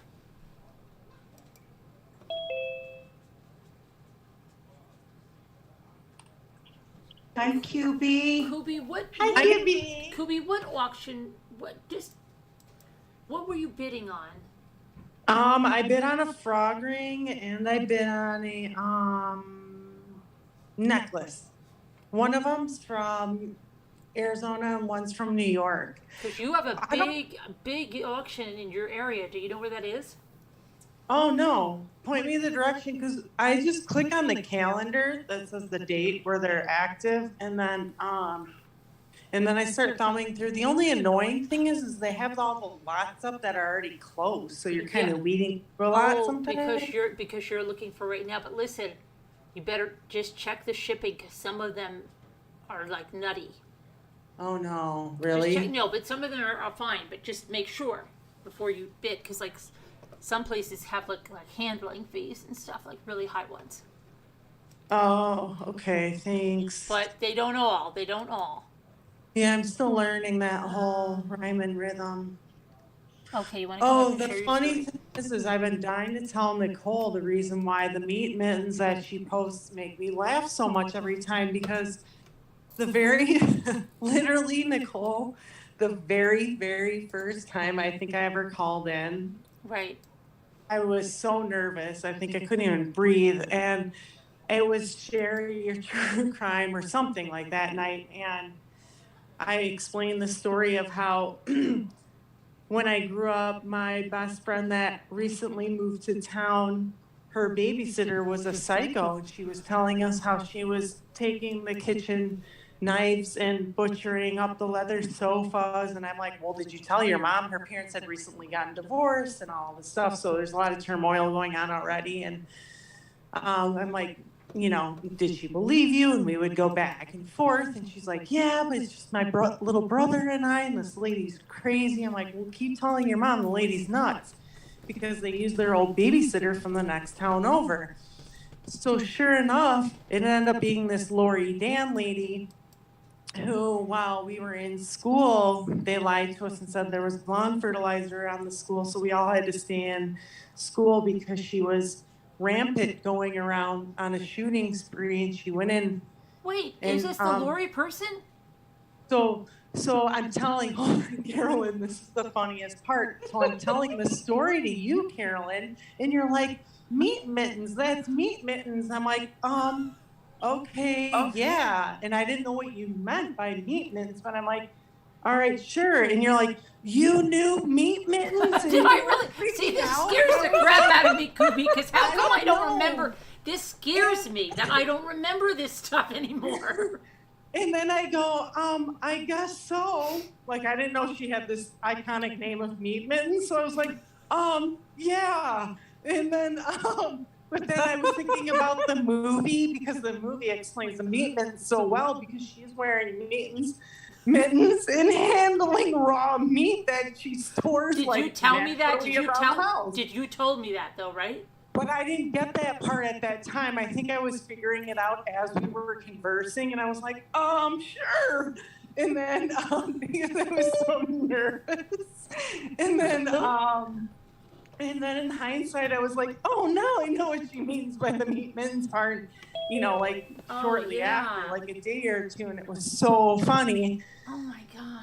Carolyn, how do you not remember that? I remember that. Oh 'Cause my I was- god! 'cause I was But how did I reading- have that story so well in my mind? Because that movie You I were like saw, meat mittens. She was meat mittens. But she That said was I the was first doing time she it called before she in. did. You're like, you knew meat mittens? maybe because we had just talked. Maybe we had That's just it, talked you about need to meat find mints. It that was line. fresh in my mind. I don't remember. I hardly anything And I was anymore. like, It's so okay. sad. And I think I had recently saw the Valerie Bertinelli movie, so then I put it together not too short, Now, like a day. how did you say you were connected to it again, though? Okay, so Lori Dan in 2 ways. This is the psychotic thing. One, Jesus. when I was a toddler, when she was going around shooting. You were a toddler that she was bringing a poison juice box to? Not a toddler. I was in probably 4th or 5th grade. She was Oh. babysitting my very best friend and cutting up their freaking leather sofas with the kitchen knife. Oh my gosh. What? And my best friend Claire would be like, oh, I don't know. And I'm like, tell your mom. She's a psycho. You want a new babysitter. Part 1. Then flash forward years later after she shot up the school and blah, blah, blah. I was taking a psychology class in high school. And, well, there's a lot she did. That's part of it. But I'm sitting next to this guy, and he's like, hey, by any chance, you know who Lori Dan is? I'm like, as a matter of fact, I ironically know exactly who she is. Why? He's like, I was the little boy she shot in the bathroom stall. He's like, and so my body never grew that big because he was kind of extra tiny for like his age. I'm like, oh my gosh, I just got major chills. And I was like, this is so weird how this Lori Dan Meat Mittens keeps coming back to me. Lori, in it my says life. Lori Wade. Oh, that's her maiden name. Dan is her married name, D-A-N-N. Oh, Dan, D-A-N-N, yes. Does anybody remember the strange case? Yeah. And her parents were in such denial. She was born to an upper middle class family in a suburb of Chicago. Yeah. Her she- dad and her mom were like, "Oh no, she's Yeah, not." they were in deep denial. They said of her behavior. Yeah, and her Yes. husband would be like, "Help me!" She's like hammering meat slices all over the walls as decor. And they're like, "Oh, she's cool. Don't worry." They even thought she might have been connected with those Tylenol murders. Oh yeah, I remember that. They said that, and they said that. Yeah, very strange. That was so funny. I remember that so well now. I need So the there name you go, of the Nicole movie. Griffin. Now you know the what movie, meat Kubi. is. What? I Is need everyone the just name of not the seeing movie, Scooter? Kubi. Oh, just search up. Yeah, I know it's on Amazon Prime under Valerie. I'd love to watch that on a movie night if we could find It's so good. It's actually that. Wait, which one are you talking about? Carolyn, Which one are you, Carolyn. I'm talking about Murder of Innocence. What? Carolyn. Scooter? Yeah, Scooter. sorry to interrupt. Stacy Lynn sent you the email. Yeah, she's here, I think. Yeah, Hi, I'm Stacey. here. She's here. Oh, sorry, never mind. She Okay. was Hey, really Scooter. busy looking into the camera. Hey, This is the real. Wow, this is the real woman. Let me see if I can open her. Oh. This is the All real right. woman, Lori. Back to Scooter's top of her head. That's the real Scooter. woman. Do you Isn't that recognize so her? sad about the little boy that got shot in the bathroom stall, and he happened to randomly tell me that in my class? But what movie did you say was so good? The Valerie Bertinelli one. Yeah, oh, Murder God, of I Innocence. can't We look should at watch. her. Yeah, we should Oh. watch it. We should Like, really watch she could have it. killed my best friend and her little brother. Okay, yeah, Murder of Innocence. It's really good. I might have it purchased. Does Gosh, it say- she went on this rampage on my daughter's birthday when she was a year old. Oh, Uh, and Yeah, she was 30 years old when she did it, and she ended up with 2 dead. A little boy, Nicholas Corwin, 8. yeah. Did you say she killed your friend? No, she didn't kill him. Oh. I was in college, and this boy, I didn't know him. We were just talking about serial killers in one of my psych classes. And he's like, or whatever the topic was, you know? And he said, hey, Oh, she You don't- killed the boy and herself. She died by suicide after she Did killed you know who Lori Dan? Oh my God! And there's so Alicia Bissell, to answer your question, you're like, wait, what did she do? A school shooting? So she did a whole plethora. She poisoned the kids she babysat for. That's why I keep telling my best friend, I'm like, do you literally realize you're so lucky to be alive right now? Yeah. Right. Yeah. Yeah. So she poisoned them. She went on this rage, and then she got frustrated. She went in there with a gun, and the principal walked her to the classroom, and she started shooting them. And she went into one of the bathrooms and started shooting them. So one of the little boys hid in the bathroom stall, and that boy I just happened to sit next to in college, like many moons later, like 20 years later. He's like, hey, did you happen to know who Lori Dan was? And I said, yes. And he's like, I'm the little boy that she shot in the bathroom stall, but he lived. He's like, the Yeah. bullet just ricocheted, so my body never grew that big. So he was like still kind of Yeah. tiny. And you know what kind of thing she did? She would try to do the laundry and she would take it out soaking wet and put it in the drawers. And it would start to mold. Her makeup was kept in the microwave. Cash was thrown in the back seat of her car like trash. Yeah. Her husband would come home and find the house a mess and dinner never waiting while she spent days watching TV. The marriage would I'm last just wondering what several years, but her husband began to notice little quirks. She had rituals about tapping her foot on the ground at every stoplight and compulsive hand washing. She soon became a recluse, not even liking to leave for her husband's social engagements. As much as Russell loved his wife, she needed more help than he was able to give. By May of 1987, they were divorced. Following a separation, he left her with a $125,000 cash settlement. Yeah, Following I'm the sick. divorce, she moved back to Glencoe. What? I'm sick. Why? What do you mean you're sick? I think I ate a couple roses or something. You ate? No. It was Jimmy. No, he says he's sick because he ate the Two Girl rows Scout of- cookies. That's wrong, Jimmy. He ate 2 rows of the Girl Scout They've been cookies. sitting there for 2 weeks. That is so wrong. That's really wrong, Jimmy. Wow. What flavor? Jimmy, don't scare us. Tagalongs. Oh, those are the best. Blame him. And now he brings them in. I can't have anything because I have My a belly. blood test. That's wrong. What'd you say? I have You a have it? blood test because I have to have a fasting blood test in the morning. Hopefully, Oh, baby. that's Oh, wrong. so Okay. so taunt her with the cookies. That's Yeah, so I've been sitting nice. for 2 weeks in a box. So. Jimmy. Behavior grew increasingly erratic. Amazon Prime. Oh, good. Good night. Let's see. Then she stabbed Russell Dan while sleeping, missing his heart by an inch. Oh my gosh, I forgot about that. Her husband, she went in there to kill him. Yeah. Mrs. Hart. Yes, and a store clerk identified Lori as buying an ice pick a few days before the stabbing. Ice She was cream? not seen entering or leaving the apartment of her husband with nothing but circumstantial evidence. It came down to his word against hers. He failed a polygraph, and she was well versed in playing the victim. Charges were dropped. Wow. That's crazy. The trusting parents began to notice things were wrong. She would leave from a babysitting job. Leather sofas were slashed. Rugs were cut up. 2 electric garage door openers went missing. Dan, of course, denied everything. After one couple reported it to the police, they were told of other reports, but only circumstantial evidence. No charges were filed.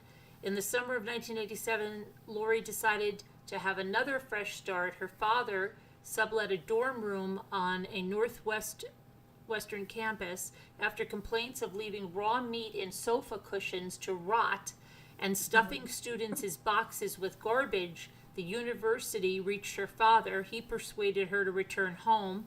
Returning to babysitting, she continued to hack up furniture and stole hundreds of dollars worth of food. Her father, covering for her as he had for years, would pay restitution for damages. The final unraveling of her sanity began in January of 1988. She moved to Madison, Wisconsin to live near the campus of the University of Wisconsin. She enrolled as a guest student and was welcome to monitor classes.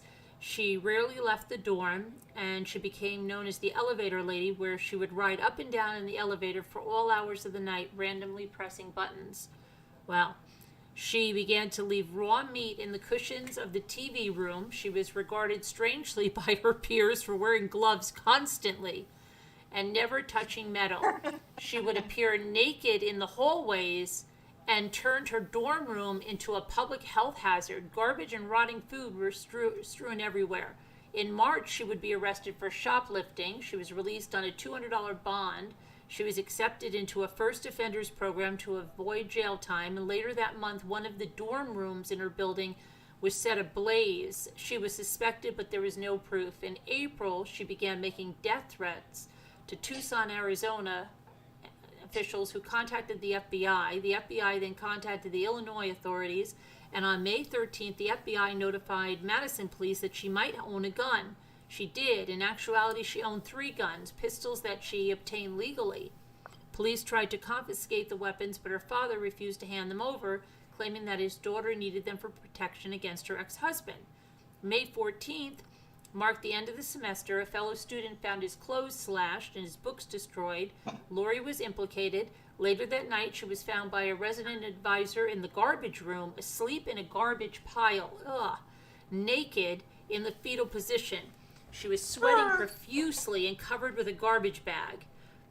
How could she be such a germaphobe and then she's sleeping in garbage? The following day, when FBI came to question her about death threats, she was gone. 4 days later, she appeared at the home of one of her babysitting clients in Glencoe. She was told she wouldn't be needed as a babysitter because the family was moving to New York. Apparently, this family wasn't aware of her instability because she asked them if she could take their sons to a fair the next morning, and they agreed. She stayed up late that night preparing for the big day. She made Rice Krispie snacks and prepared packaged drinks, apparently injecting them with arsenic. A syringe was later found in her room with traces of poison. She awoke early on May 20th, delivering her venomous treats to a couple of frat houses and 6 homes in Glencoe, Highland Park, and Winnetka. Arriving at her employer's house to pick up the boys, she gave them tainted milk. The boys thought it tasted funny and threw it out while Lori wasn't looking.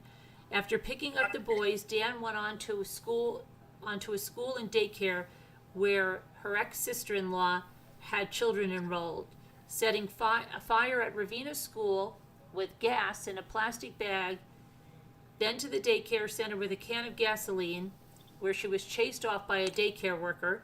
Returning the children to their home, she brought them down to the basement where their mother was doing laundry, and she mumbled something about having to leave, and within seconds of departure, the basement stairs were set aflame. Family managed to escape by breaking a small window and crawling to safety. By the time the basement fire was started, Lori was well on her way to Hubbard Woods Elementary School, armed with 2 handguns. She first shot a little boy in the stomach in the school washroom. Next, she headed to a 2nd grade classroom where she began shooting wildly through the classroom. Nicholas Corwin, age 8, was killed instantly. That was the little boy in the restroom. She critically wounded 5 others. Fleeing the school, she crashed her car into a tree on a one-way street. Stripping her blood-soaked shorts, she proceeded to run away wearing only a plastic bag tied around her waist. She reloaded her .32 caliber Smith & Wesson revolver and crossed a backyard to enter an unlocked door of Ruth Andrews' home and her family. She told them that she had just been raped and shot the attacker. She claimed the police, this sounds like Rebecca's story now, this part of it, maybe that's where I'm thinking of it. She claimed the police were after her for shooting the rapist, and it was a misunderstanding. She held the family at bay for over 6 hours, using their phone to call her mother, who tried to tell her to turn herself in, that everything would be okay. After speaking with Philip Andrews, 20, motioned to his family to leave, which Lori allowed. The brave young man tried to wrestle the gun away from her to be shot in the chest. He staggered out of the house to collapse on the lawn. Lori fled to an upstairs bedroom and put the .32 caliber in her mouth, killing herself instantly. The aftermath of her rampage left 7 people shot, 1 small boy dead, and several non-fatal poisonings. With no side note, it's hard to say what finally caused her to finally snap. She has been seeing psychiatrists for many years, and she was diagnosed with OCD and thought to have erotomania, a disorder that is a pathological attachment to men she wrongly believed were in love with her. Gosh, there's autopsy results revealed lithium, a manic depressant, and anafranil, an antidepressant, both drugs sometimes believed to cause violence in patients. The truth is her parents should have had her institutionalized years before. Okay, here comes the Adventures of Death. So that's Meat Mittens. And now, Stacy, what have you got? Well, that was pretty intense. Yeah, it was, right? Yeah. Yeah, we want to watch the movie on a movie night. We have to find it. I'm not sure my story can compare to that, but All right.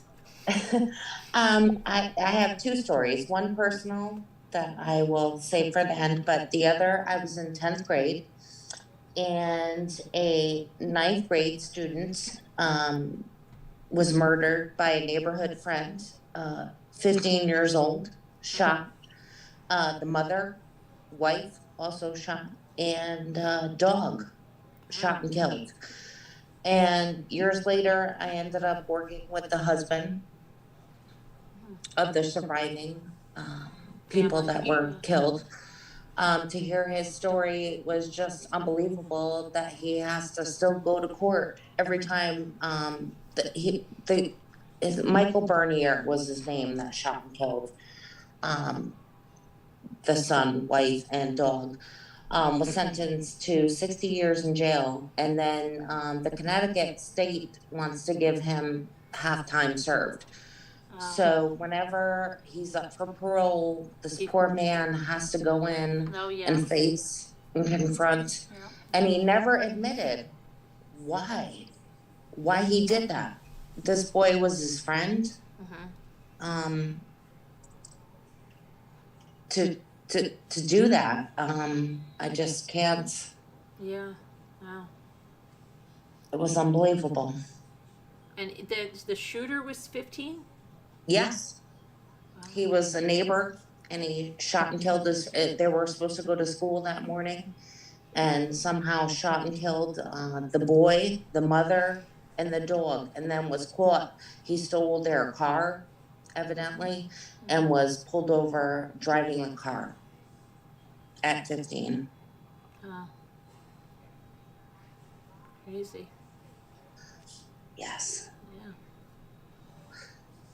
And so the personal story, I have 3 brothers that were born in England and that came over to the States later on. Okay. And one brother had anger issues, right? Ended up marrying my sister-in-law. They had a baby. And he ended up he shouldn't have been left alone with the baby, right? Yeah. Okay? Ended up throwing the baby ended up dying. Oh. Yes. And served time in jail with Buck Thurman, who, if you look back at Connecticut history for domestic violence, the Tracy Thurman story. Oh, yeah, the Tracy Thurman. Yes, it's another Lifetime movie. Yeah, it's where we learned about a lot of things. Yes.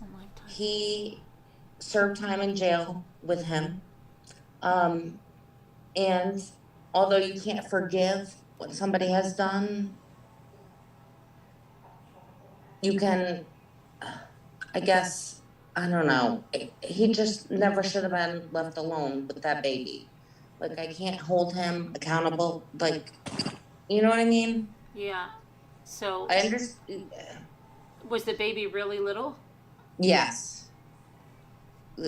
And he told me time and time again, he's like, Stacey, you don't understand. He's like, we were up all night partying, because they partied or whatever. Right. And his wife had to go to work. He was like, and he wouldn't stop crying. And it's unforgivable without a doubt. Mm-hmm. But I don't know. I don't want to offend anybody in saying that I forgive, but I can understand if I put myself in that mind frame, I guess.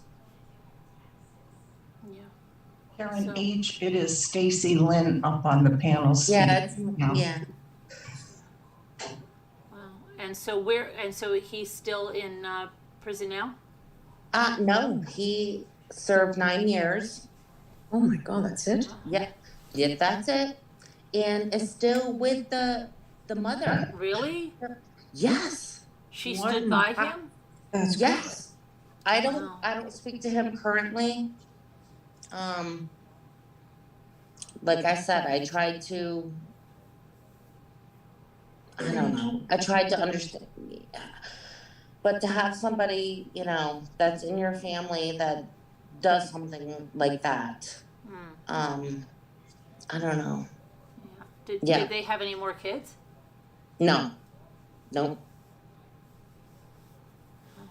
What, did she stand by him through the whole thing? Yes.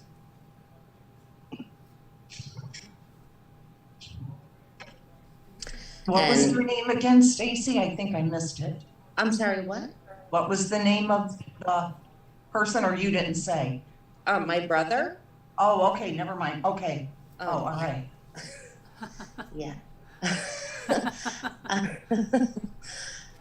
Yeah, shamefully admit, it was my brother, but, I don't know. I don't know how a woman can say, and he also admitted to, DV of the wife. They And- were probably on drugs right? Well, not like marijuana. I mean, Oh, so you don't think, because sometimes like a lot of these things that are happening now, you can see the parents that are killing the kids are like really strung out there. No, or something. I think that he just had mental issues and was abusive and anger Yeah. throughout his life. I've listened to his story. I've heard what's going on. And like I said, I don't forgive him, but Yeah. if I tried to put myself in the shoes, Mhm. I And can. that's just gonna destroy you to hold on to that, try to not, I don't know, just to concentrate on, that, don't you think? You try to Well, forgive. I don't, like I said, I don't speak to him anymore. It's been years. But I don't know. My husband won't be in the same room as him, But I try to just, I don't know. Did you ever think he could be capable of something like that? Well, I didn't really know him before that. Like I said, they were born in England, right? Right. Oh, Came over here when they were in their late teens. And he was about 23, I think, when this happened. And I didn't really know him that well, but to have that be like your brother that does, like, granted it's half, Right. half brother, whatever. But have somebody do that, I held that baby. It's Was he It's older love. than you? yes. That's Yeah. that. Oh, yeah.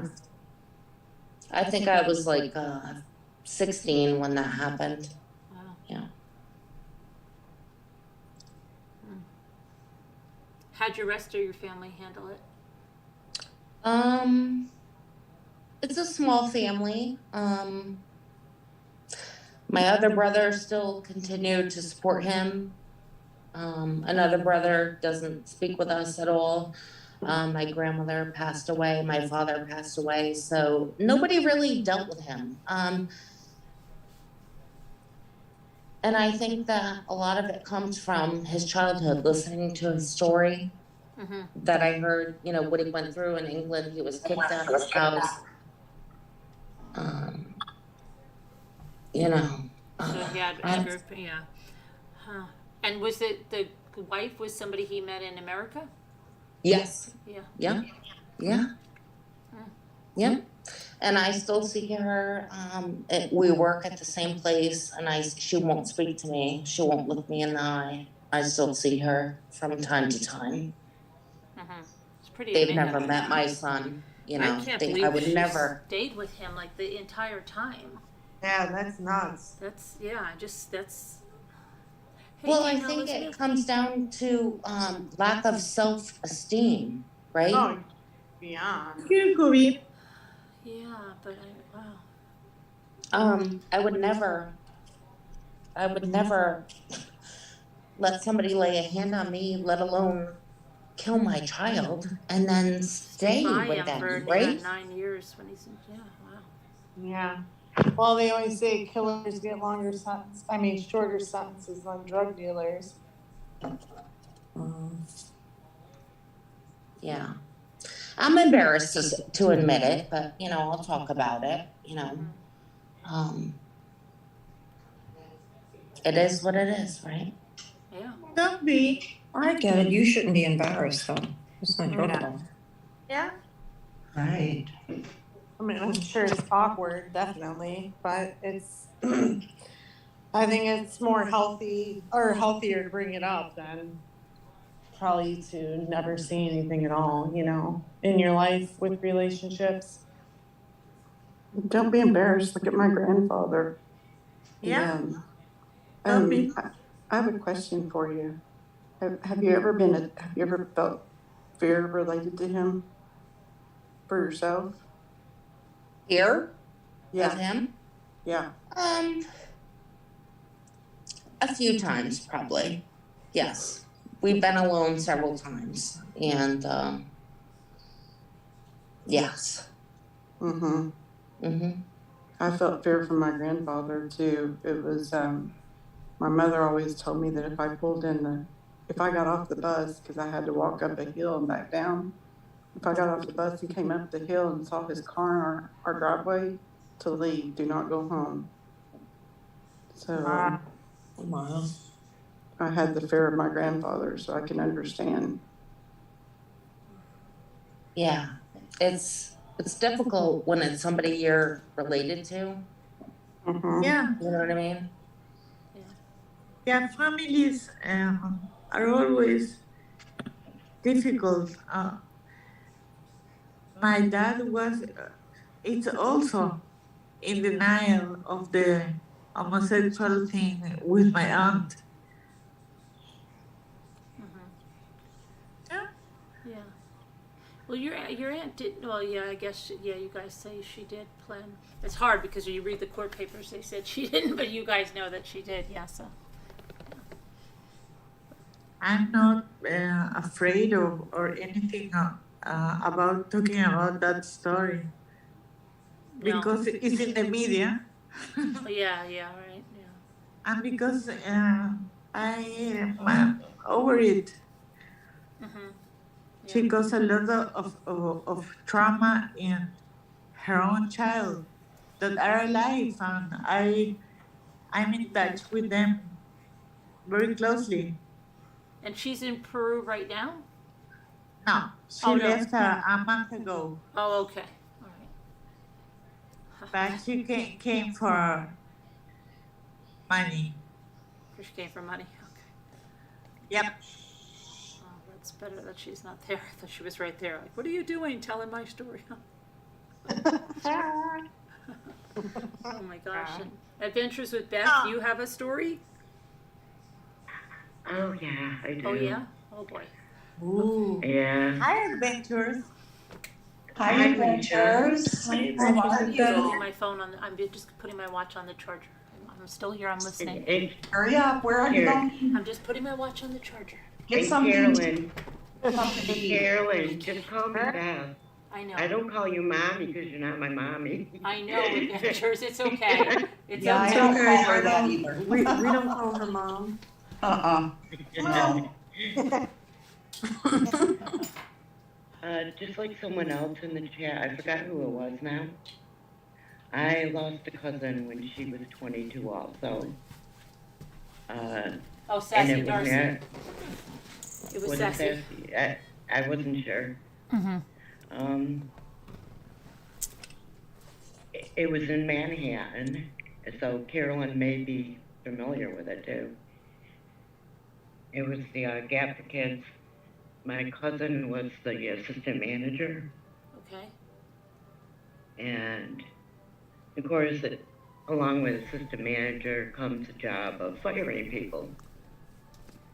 Well, she had to do that one day. And that evening, right before they closed, the furnace died. And it was in January, so it had to be attended to. Right. So the manager told her to come in early the next morning so they could let in the plumbers. And so they did that. And of course, since it was early, they weren't open, so they locked the front door to the Gap Kids. Gap Kids is where it happened? Yeah, Okay.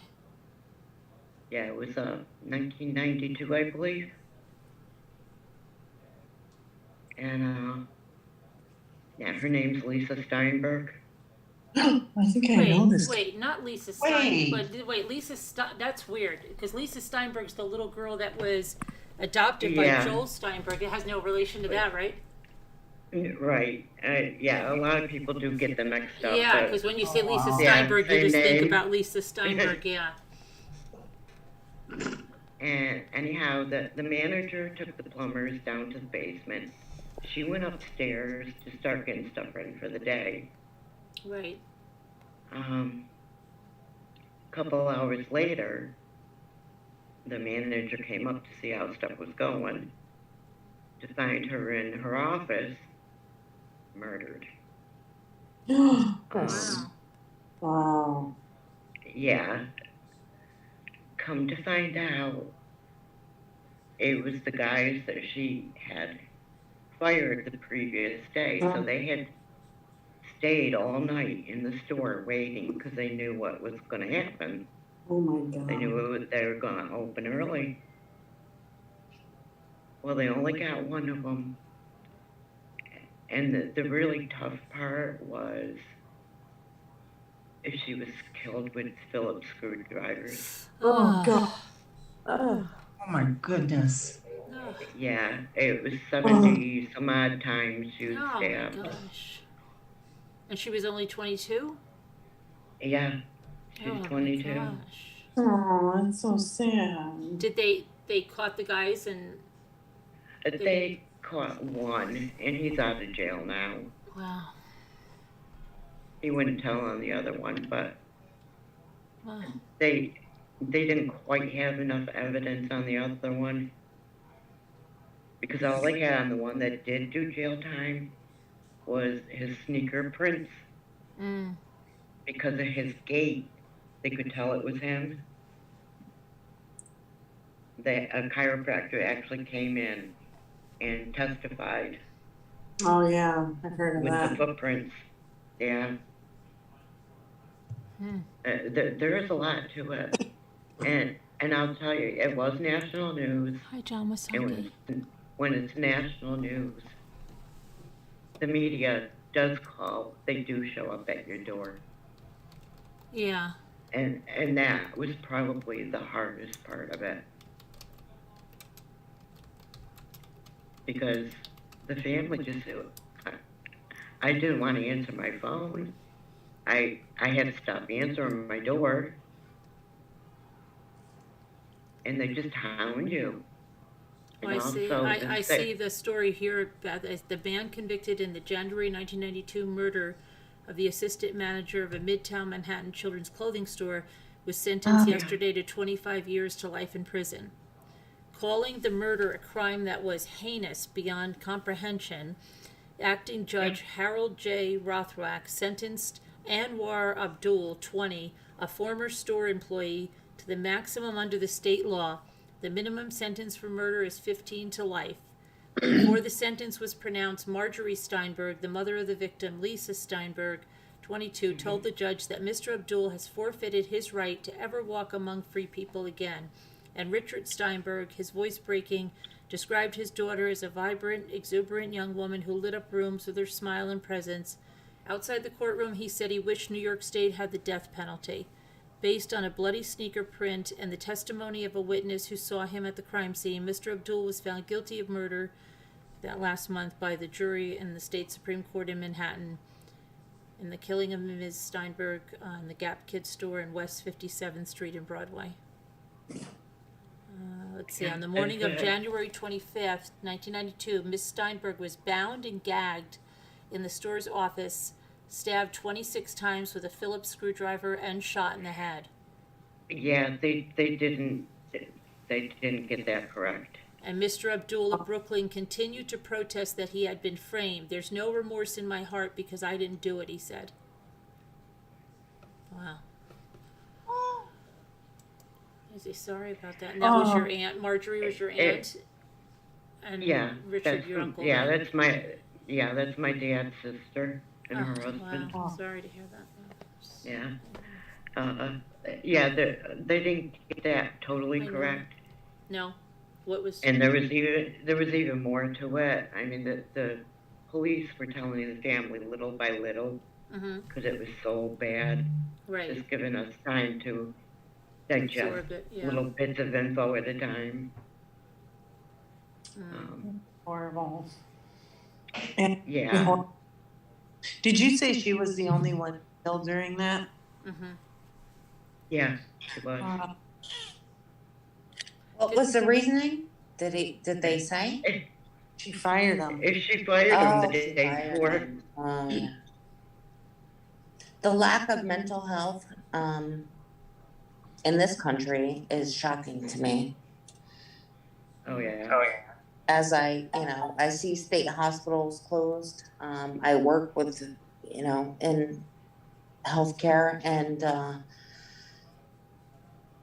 it's shocking. You never know who's around you. That's so true. Yeah, and who would have thought?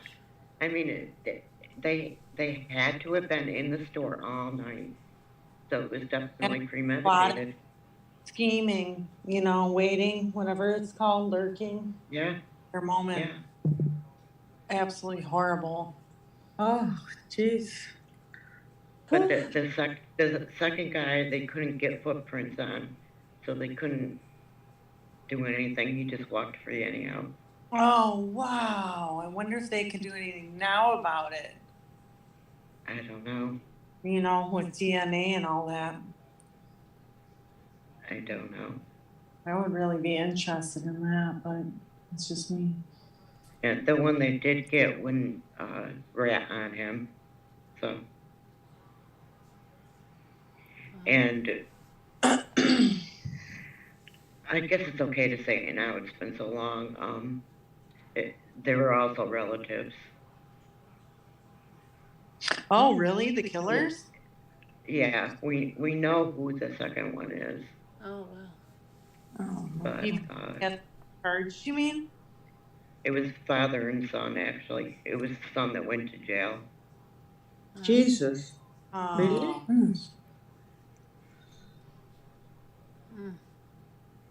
But he's out walking the streets now again. Wow. Wow. Whew. Yeah, that was really tough. I mean, she's only 22 and Yeah. very much loved. She had a college degree. She was going somewhere in life. Yeah. She had a degree in psychology. Wow. My aunt and uncle are both psychologists. Mm-hmm. And because of that happening, it's my aunt and uncle that started up a big support group in New York for the parents of murdered children. Wow. So yeah, my aunt Marge and Uncle Dick started that. Wow. Are they still alive? Oh yeah. Yeah.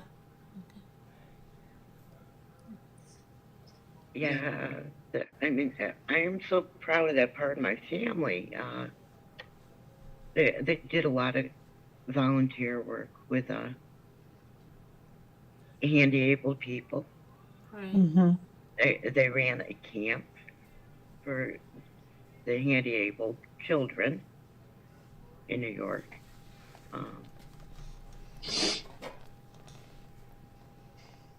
hope you're feeling better, John Masaki. And my cousins did it along with them. Mhm. 'Cause they do have another daughter. Yeah. Well, You that's, I mean, they channeled that loss and grief into something productive and something that gave them an outlet, and, you know, it's great that they did something positive like that. Yeah, I think the reason they did that was because the day after it happened, Mm-hmm. the Sally Jesse Raphael show called them Right. and wanted them to come in the next day and do a show on that subject. And Wow. my uncle had a lot of choice words for them. Yeah. Wow. Crazy. I also came very close to losing my youngest son to a kidnapper. Really? Oh my God. Oh yeah, and you may have heard this name too, Louis Lent. No, Louis, I don't know. say it again. Louis Lent. Louis Lent. No, No. Yeah. Did he abduct other children? Oh yeah, many. Wow. But we didn't know who it was. We knew to watch out for this white van around the schools. We did know that. And I taught in one of the elementary schools. But you could never see who was in the van. Mm-hmm. Well, my youngest son, his girlfriend at 4 years old, Or Nicole's I heard was it. friends I was friends with her mother. And my son went over to their house a lot to play with Priscilla's daughter. Now, quite often, Priscilla's mother would come and get all the kids Mm-hmm. and take them out to do stuff. Well, come to find out, they were going to this man's home. Oh, wow. And where was this? What state? In Massachusetts. Okay. I was born and raised in Berkshire County, right on the New York line. Okay. So, but they were going with this mother, Priscilla's mother? The grandmother, actually. Right, but was she staying It was her mother. Yeah, her mother. Oh, okay.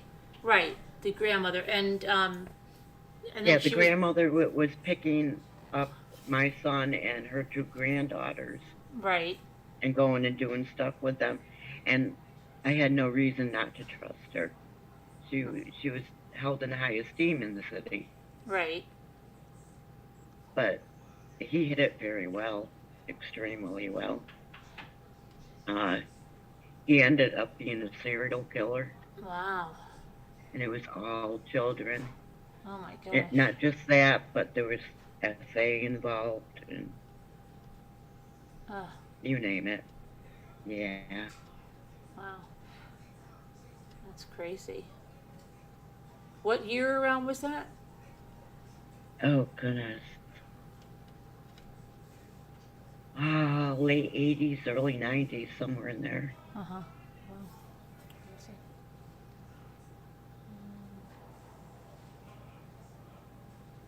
I don't think he was actually convicted until like the mid-90s. He had gotten quite a few children before that happened. I mean, after that happened. And It where took is a he? long Where is time. he? Let me look him up. Is he still,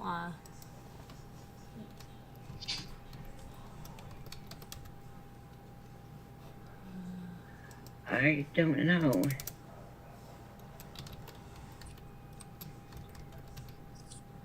That's a good question. I really hope not. Louis Lent, a janitor from Massachusetts. Yes. Yeah. Yeah. Okay, I think now when I look at him, he looks familiar to me. Yeah, he was all over the news. Yeah, it says, oh my gosh. He What? took Sarah, What? he took Sarah Ann Wood? Yeah. No. Yes. Yeah, Yes. yeah. What? Yeah. Do you know Sarah Ann Wood? She was taken from New York. Wasn't she taken? They lived in upstate New York. Frankfurt, New York. Yes. Mm-hmm. Yeah.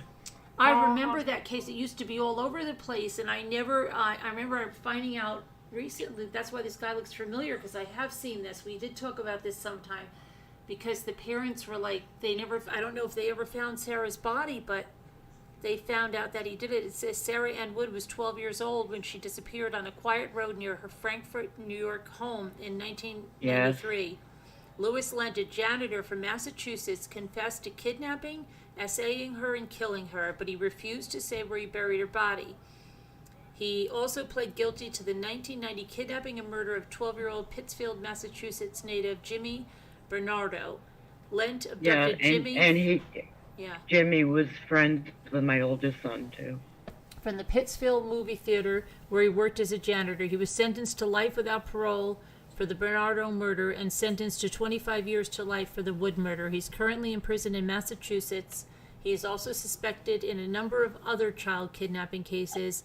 He recanted his confession and refuses to disclose the location of Sarah's body. Lent has said that he can't say where her body is because she is not buried alone. It has been speculated that Lent did not act alone and that his accomplices are still at large. Wow. Wow. That is unbelievable. Yeah. That's just They really are odd among us. when killers won't reveal locations and information. I mean, I just want to strangle them, you know? I remember Right. her parents were like, they had a quilt picked out and they said, we're going to put this in the coffin with her. They didn't even know where she was, but they never got the body. Oh. Yeah. I kept thinking she was going to be found. I don't know. I used to have dreams about her. It's That's Oh really my sad. gosh. I can't believe that. It happens a lot more than we want to believe. Yeah. And it was a quiet New York town. Like, it wasn't, she was like in a, Yeah. a really little country town. Yep. And he lived in a quiet town too. I mean, I grew up in Pittsfield, the city, but he lived in North Adams, which was a suburb. You know, it was a sleepy little town. Yeah, and it says the event that brought him, brought him to the attention of authorities was January 7th, 1994 attack on the then 12-year-old Rebecca Savarese. It was early on Friday morning in Pittsfield when he menaced the girl with a gun and tried to force her into his borrowed pickup truck. She pretended to be suddenly out of breath, fooling him for a crucial moment. Then she ran, shrugging off her backpack when he grabbed her, leaving it and him behind. When another man appeared to help her, Lent gave up the chase and drove away. On Thursday, January 12th, 1995, Louis Lent was convicted of several charges in relation to that attack. They were kidnapping, larceny, assault with a dangerous weapon, and the assault and battery of Becky testified against him at the trial and identified him in court. Police arrested Lent after they found his truck with the backpack and a loaded gun inside. The truck's owner was blind and told police he often loaned it to Lent. It was during these days of investigation that, after the arrest, that the real revelations came out. Lent confessed to murdering 2 children. He claimed that he was the subject of blackouts and memory lapses. In one Associated Press report, he blamed this on a 1974 close encounter with a UFO occupant in Virginia. Predictably, his lawyers used this to argue that police coerced their mentally unbalanced client into confessing. A judge ruled otherwise, however, and allowed most of his statements to be admitted into evidence. One of the alleged victims was 12, James Bernardo, who disappeared out of the Pittsfield, Massachusetts movie theater. Let's see. It's outside the theater, he used a hunting knife and death threats to force him to come along. Back at his apartment, he taped the boy to a bed, cut his clothes off, and assaulted him. The next morning, he killed him by hanging him. He claimed it was his intent to kill Jimmy Bernardo all along. Jimmy's nude body was found in Newfield, New York, far away from the place where he was abducted, but only a short distance from Louis Lent's childhood home. Lent's frequent trips to visit his family in New York allegedly figured into his next case, the August 18th, 1993 disappearance of 12-year-old Sarah Ann Wood of Frankfort, New York. Sarah vanished while riding her bicycle home from church. The bike and some papers were found by the road less than a mile from her home. According to Lent's confession, he was driving his van along the backwoods with the specific intent of finding a child to molest and kill. He then came across Sarah Wood. He used a hunting knife to force her into his van. Then he used tape to bind her legs and hands. He drove her farther upstate into the Adirondack Mountains, where he essayed her and clubbed her to death with a heavy tree branch. He buried her body using tools brought along for that purpose. He told police, "I didn't check to see if she was breathing because I don't like to touch dead bodies." Oh, God. Reportedly, Lent drew police a map to the area where Sarah was buried, but despite two massive searches, one in the dead of winter under brutal conditions and the other in the spring thaw, her body has never been found. He has been charged with killing her, but with only the confession to use against him, there is some doubt as to how effectively he can be prosecuted. His lawyers barred any attempts to bring him to New York to improve on his map or expand his confession. Attempts have been made to link him to other cases. For a time, a 50-member task force composed of FBI agents and members of several New York and Massachusetts police agencies followed any and all possible leads to see if Lent was involved in any other child disappearances or murders. They followed his movements throughout his life and exchanged information with other police agencies around the country. They were unable to develop any links to the point where charges could be filed against him. After being slowly reduced in size, the task force was disbanded in the summer of 1994, though some of the individual agencies involved have continued to investigate. Despite police suspicions, Lent has only been charged in 2 murders and has not been tried or convicted in either of those. So, though he has been branded a serial killer, the possibility exists that he is not one. Still, some observations about his reported mental processes and alleged methods can be made. Yeah. He had a good reputation. He had a few friends, but there were some who believed they knew him well. They thought of him as a mild-mannered and good-hearted. He was helpful to friends and too blind and kind to children. Police reported that during interrogation, he wrote a letter of apology to Becky Savarese and appeared disturbed or upset when he talked about the killing of Jimmy Bernardo. The apparent contrition is extremely different from Wesley Dodd's unemotional, barely believable claims that he loved children, or the obvious pleasure many convicted serial killers get from describing crimes. Lent was described as being friendly with local kids. During the 7 years he worked at the theater in Pittsfield, it was said that he often brought them with him when he went to the theater late at night to clean up. The friendly relationship with kids is reminiscent of the approach of the classic pedophile who genuinely likes children and enjoys their company. These molesters tend not to be violent, however, they are more likely to use persuasion or trickery to get what they want than a gun. Lent got 25 years to life for kidnapping. And with murder. Jimmy Bernardo, Yeah. that wasn't even the case, because Jimmy and one of his friends are riding their bikes in the parking lot of the Cinema Center in West Housatonic Street in Pittsfield. That's where he worked. Mm-hmm. And they were just riding their bikes in the parking lot, and he just grabbed them and left. Grabbed him right off his bike as he was riding it. Yeah, they have a bunch of kids linked to him. Sarah Ann Wood, Karen Wilson, Sean Guggen, Jimmy Bernardo, Carrie Lynn Nixon, Carolyn Lonsack, Bobby Case, and Holly Peraninen. Wow, I've never heard of him Me neither. before tonight. Yeah, I think I Oh, I yeah, know I've looked it- him up before because I've talked about Sarah Ann Wood, but I forgot. I know Carolyn can see on my Facebook page that I'm part of the Jimmy Bernardo Back up, please. thingamajigger, memorial thing. That's It hit that's my the guy. oldest Look, he son looks like very a. hard. Oh yeah, right. Oh my gosh. because he was friends with them. You know? Yeah.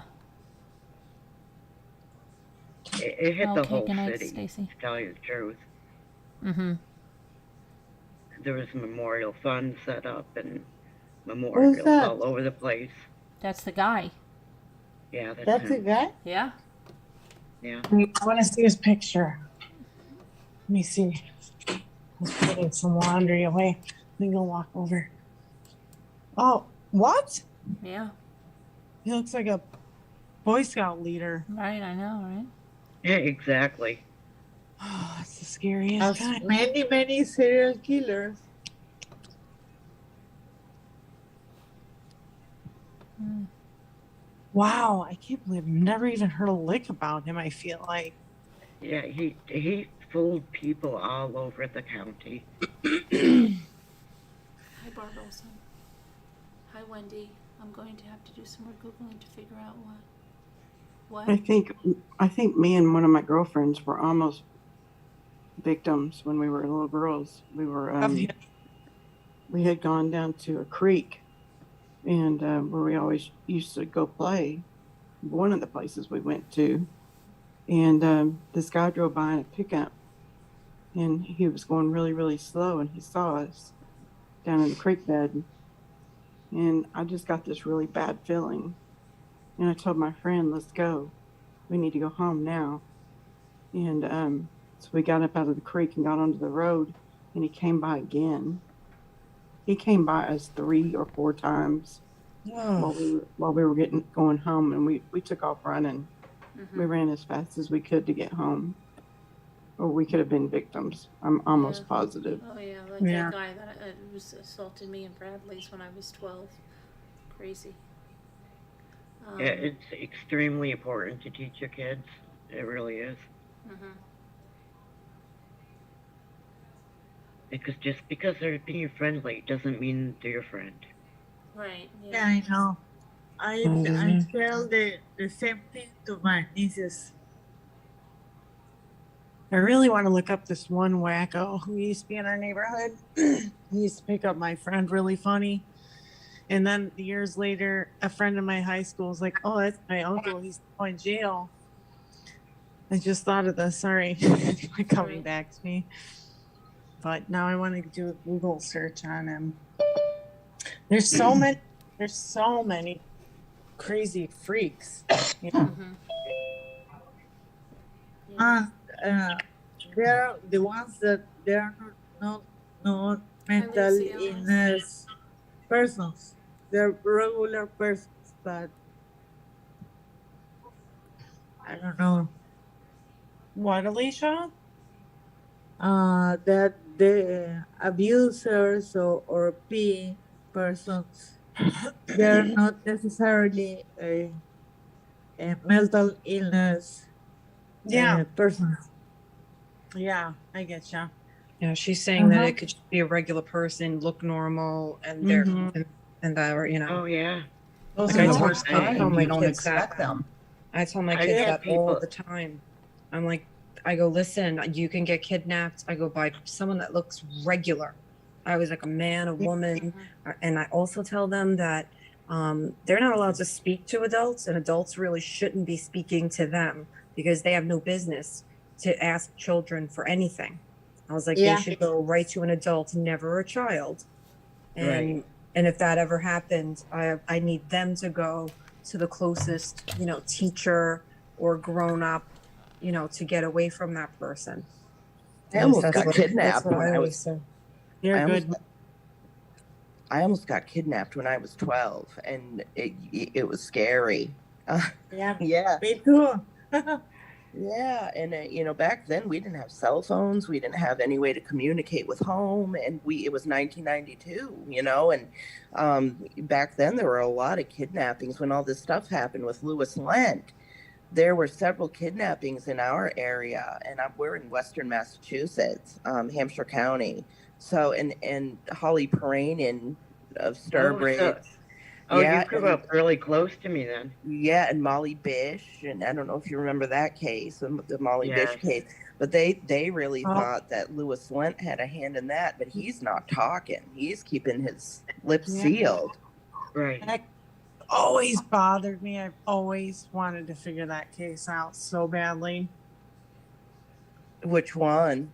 Molly Bish, isn't it? Yeah, no, Molly Bish was kidnapped from Cummins Pond here in Massachusetts in Warren, and she's from, I believe, the Brookfields, North Brookfield. Oh, okay. Or Brimfield, and she was lifeguarding. Yeah. And there was a white car. The mother dropped her off, in the morning. And they're a good family. The father's and I know the father, John Bish. Really? He's a probation officer out in Worcester. He's retired now. And her mother is just the sweetest, the sweetest person. And yeah, and they dropped her off, and there was a white car in the lot, and they got a good look at him.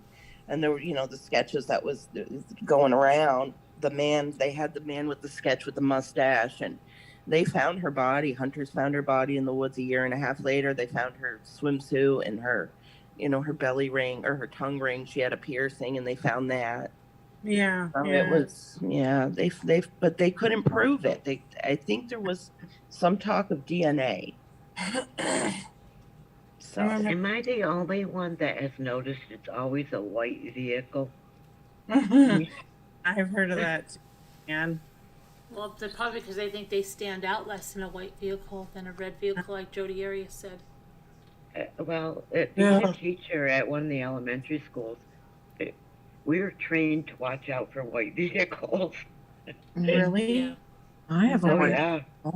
the guy was driving the kid. My vehicle's white.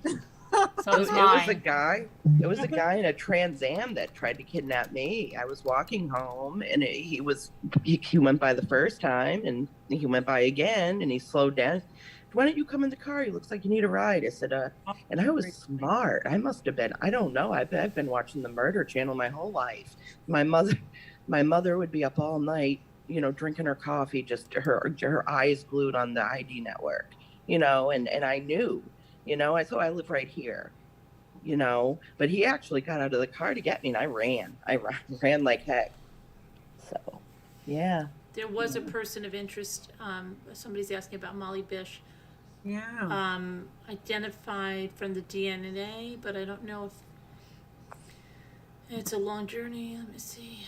So yeah, there is something going on there, but I don't know that.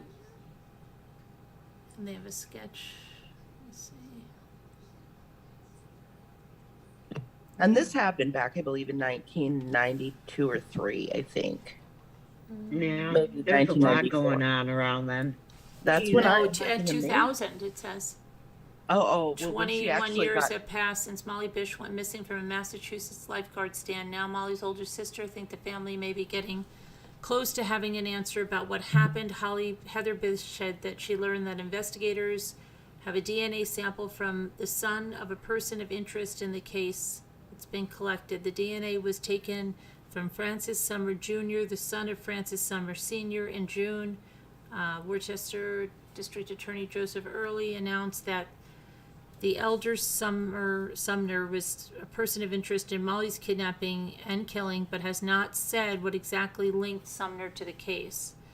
And it says the younger Sumner is incarcerated at the London Correctional Institution in Ohio for aggravated robbery, according to records from the Ohio Department of Rehabilitation and Correction. This is a long journey. I do feel confident they brought this person forward a few months ago, and they're giving it the full throttle of their efforts, and I'm very satisfied and grateful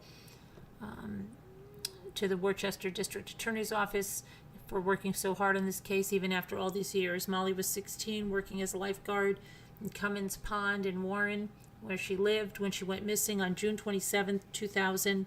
Her disappearance set off a massive search, but it wasn't until 3 years later that her remains were found. They were discovered a few miles from the pond. Sumner, a former Spencer resident, was 71 when he died at his home, May 4th of 2016. He was convicted of aggravated rape and kidnapping in the 80s. Let me see here. And was known to operate and work at an auto repair shop in Spencer, Leicester, and Worcester areas. Oh, Worcester. It's Worcester. I know it's spelled Worcester. weird. Oh, Like it's the, yeah, Worcester, Worcester. really? Yeah, Oh. Worcestershire. Yeah, It's like a Worcester. sauce. Wow, Yeah. but it says it's wow. That's Worcester. Okay, Worcester. Worcester. Yeah, that's crazy. Okay, Worcester. You need to be from Massachusetts to pronounce it correctly. Okay, well, how do you pronounce the other one? Leicester. That's Leicester. That's Leicester. Leicester. Yeah. Leicester and Yeah. would you say Worcester? Worcester? Worcester and Leicester. and Leicester. Oh, that's and great. That's Leicester. crazy. Yeah, Leicester's 20 minutes for me, and Worcester's about 30. So we're right there. Yeah. Leicester. I was born in Worcester. The yeah. other one looks like Leicester, but it's Leicester. Okay. It's Leicester. Yeah. And Worcester. Okay. Like Here's- Worcestershire. Like Worcester. sauce. Worcester. Okay. Worcester. He's a guy who's a convicted rapist, level 2 sex offender, should have been in the registry, but the DNA was not available. Knowing the analysis of the younger Sumner's DNA is happening gives Bish hope. It makes me feel like they really do want to solve this. They're really trying. I do feel like we're getting very close. I think this could be the closure we're looking for as far as what happened to Molly on June 27th, 2000. Who we just lose? Kubi. I feel like it was before 2000. There were a lot of cases, I guess, during that time in the 90s. And I mean, I remember Holly Peranian, and she was at a Sturbridge. Maybe she was the connection with Louis Lent. I don't know, but her and her brother went to look at puppies, and I know they found her shoe in the road. And I'd have dreams about that case. I was the same age as her when that happened. And I think that was nice. Holly Peranian. Karen H. is correct. In Massachusetts, it's the English pronunciations. Okay. Leicester, Worcester. Leicester, Worcester. I hear people call it Leominster, and it's like, no. It's Leominster. It's Leominster. Leicester.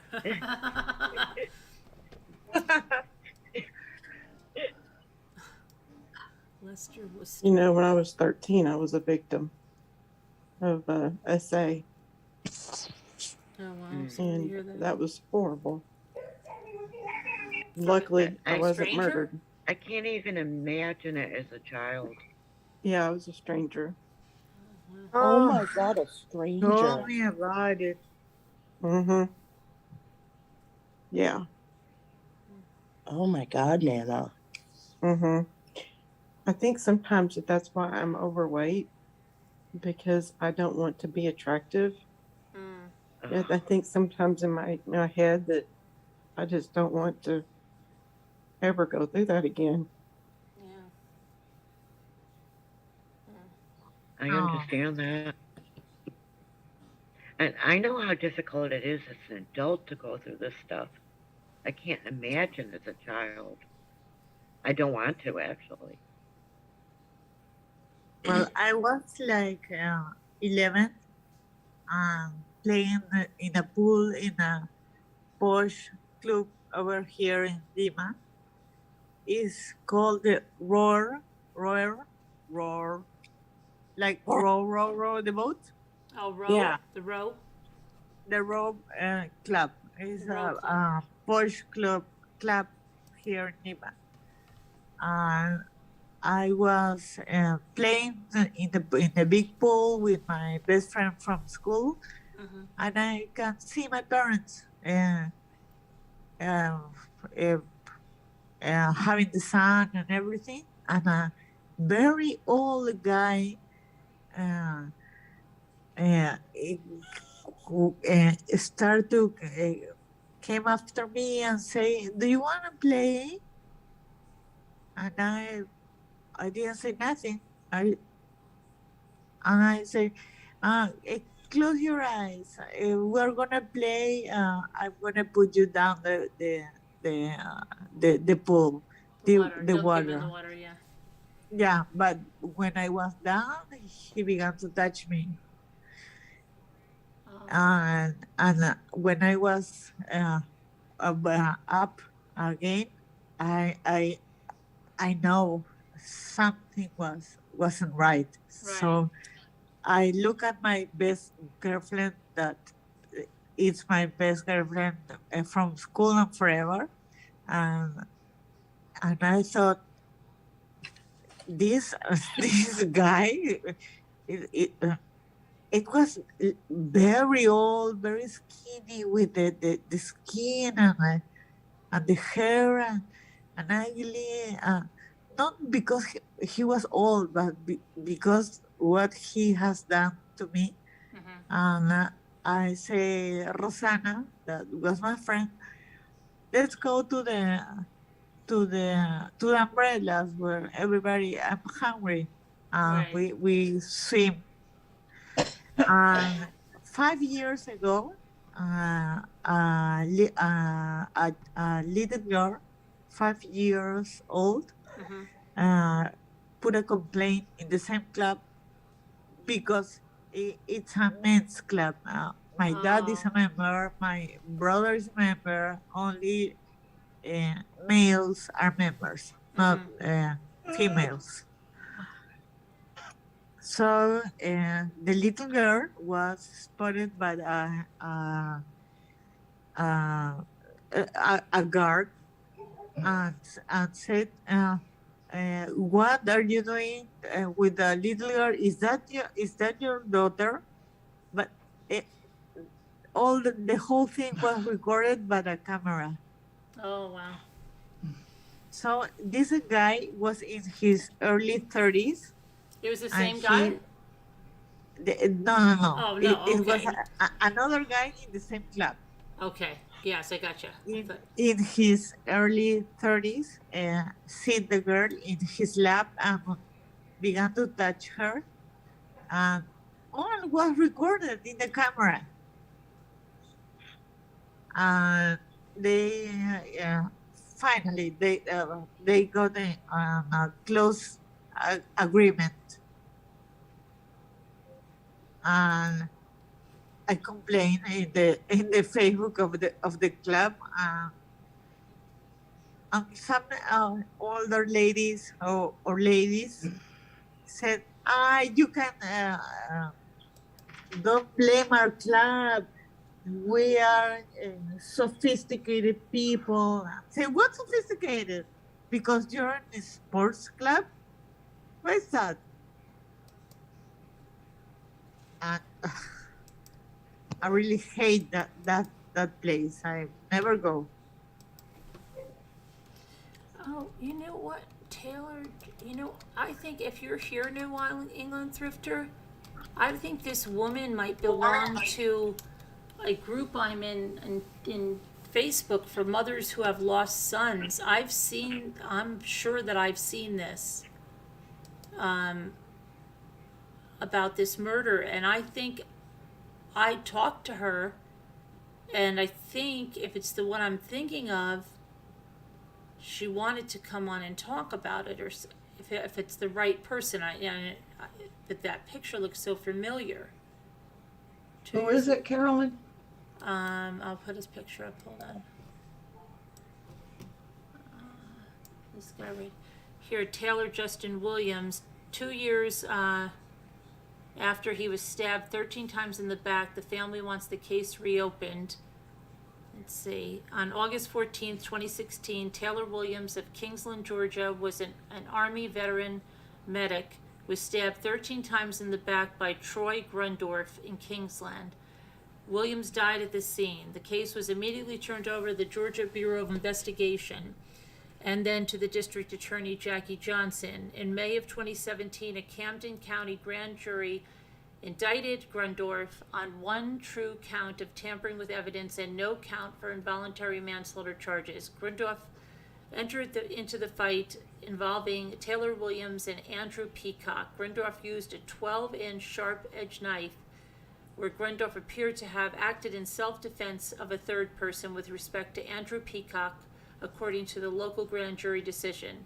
Josh Carroll, a friend of Taylor Williams, was also stabbed by Grundorf in the fight multiple times, 11 times, according to investigative results. Let's see. Taylor Williams was unarmed in the fight, and his body was facing away from Grundorf in a position to where Williams could not defend himself from the stabbing. The family is now asking Georgia's Attorney General Chris Carr to consider reopening the case with the help of a private investigator. The investigator has now gathered all of the case files surrounding the death of Taylor Williams, with a letter sent to Chris Carr on July 17th. The independent investigator from Alpha Omega Investigative Group out of Arizona completed a review of the evidence and stated in a letter to the Attorney General that evidence and witness participant statements were overlooked and or ignored by law enforcement and prosecutors. The report goes on to say that a proper review of this case will reveal that there is sufficient evidence to charge Grundorf for murder of Taylor Williams and in the aggravated assault of Josh Carroll. The independent investigators' report also states that they have identified several areas of concern about how the investigation was handled by the Kingsland Police Department and the GBI and the District Attorney's Office, led by Jackie Johnson of the Brunswick Judicial Circuit. There is a perceived prejudice by law enforcement and the District Attorney's Office towards Taylor Williams. According to their report, Williams, a medic in the Army and completing active service in the Middle East, was diagnosed with post-traumatic stress disorder. Williams, as reported by Kingsland Police, had a history of suicidal ideation. The investigator points out the District Attorney's Office of Jackie Johnson has not responded to requests from the investigator. A toxic relationship with an estranged girlfriend, where Williams and the girlfriend co-signed on loans and included her as a beneficiary of life insurance policies, and ended the relationship before Williams' death. Police did not perform forensic analysis of Williams' cell phone, where a critical message was found from Peacock stating that he had been having sex with Williams' girlfriend several days before his death. The information was not disclosed to the police from Peacock. Peacock told police he did not know Williams at the time of the fight. Williams' position during the fight with Peacock incapacitated Williams, and he was not able to defend himself from Grundorf's knife attack. Josh Carroll came to assist Williams and was stabbed 11 times. After Williams' death, Grundorf could not be located for some time. Evidence from the reports reveal that Grundorf cut himself on his head inside the residence after the fight and discarded the knife. Police did not establish if Grundorf was in fear of his own life after stabbing Josh Carroll, and police did not separate witnesses for questioning, and the crime scene wasn't properly sealed. Okay, so they're trying to get this opened again. Do you personally know the mother? There's a lot of information here. This is from New England Thrifter. But I know I'm positive I can go look in that group that I'm in, but it's positive that's I remember hearing about that, or there must have been a show or something. It was on something. I remember there was a reenactment. I remember seeing that of that case. Mm-hmm. Yeah, there must be something, because they have a lot of information. A lot of information. Wow. Here. Yeah, try. What is this, dear friends? Yeah, there's I think a Facebook page, Justice for Taylor Williams, too.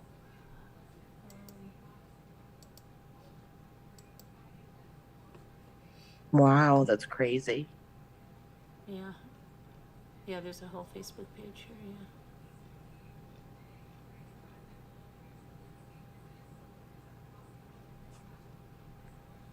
He did several tours of duty in Afghanistan after his tragic passing.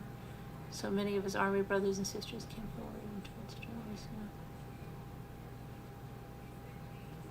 I wonder what played a hand in opening and shutting of that case so quickly, and why it wasn't investigated properly.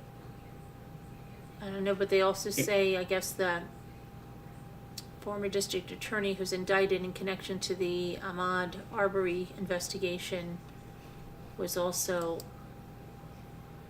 Jackie Johnson is the same DA who presided over Taylor's murder case in Georgia. We will keep pushing, poking, and prodding until we receive a similar justice for Taylor. It's no surprise that we're all into the true crime, because we've all been victims one way or another. Mm-hmm. And we want justice. Yeah. Yeah, that's very true.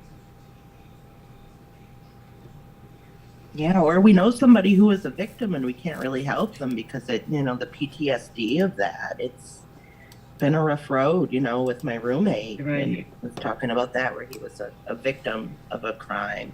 And it's tough. It's tough, just dealing with it. It's trying to help somebody, and he has nightmares. There's just, it's awful. So, I can imagine everybody going through it.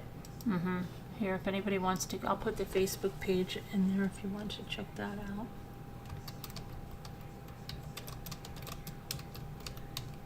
There's a current case Yeah, that I know this is it. I know some stuff about it that is not out in the public, and I can't say anything because of legalities.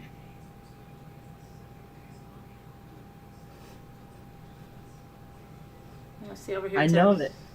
Oh, go ahead. With my roommate's case, it was pretty open and shut. But I don't know if he had money or whatever, this Kayer, but he had a really good defense attorney, and that defense attorney really wanted to twist it around to make it look like, my roommate had something to do with it, and it was just victim shaming at its finest. Yeah. And then, with that comes the territory of when you are a victim, you're out there now. The trial was on Law and Crime Network. It was all on TV, and there was body cam footage. There was everything was out there. So then the comments come, the comments, and that's the worst part. When you love somebody and you have to read that, it's like, It's better not to read that. And I don't know if he's read it, but I'm sure. We don't even talk about it. When my cousin was murdered, I always watched the evening news, and I turned it on like normal. I never expected to see her being wheeled out in a body bag. That was the first thing that came on. Wow. Sorry. That just bowled me over. That's when it really hit me. Because then you saw it on you were just sitting in your home and you saw it. You had no idea anything had happened, and you saw it on the news. No. I had just learned a couple hours earlier what had happened. It hadn't sunk in yet.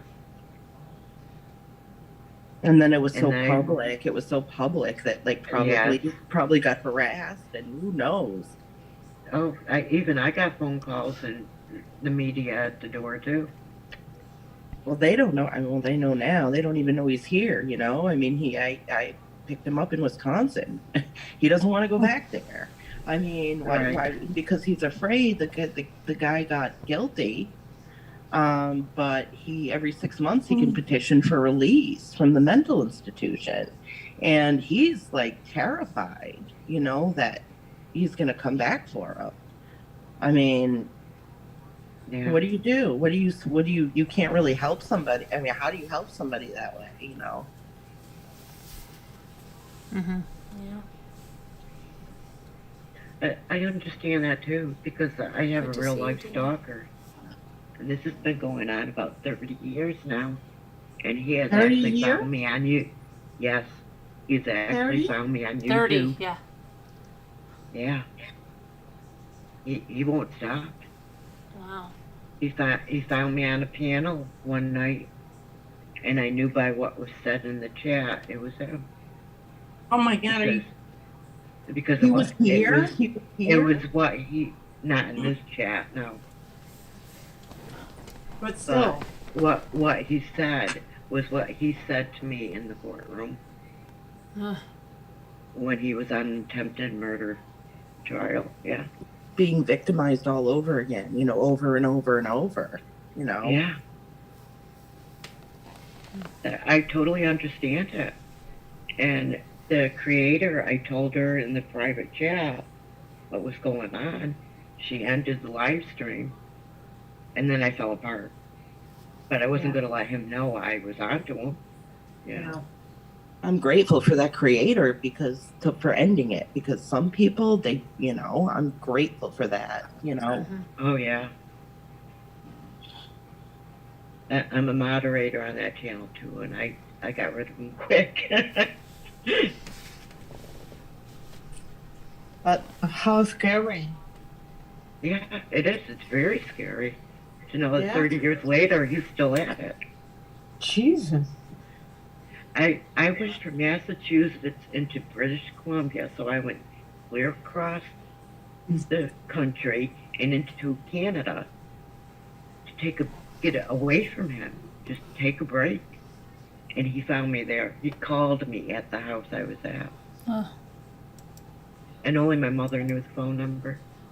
I have no idea how he found me. Crazy.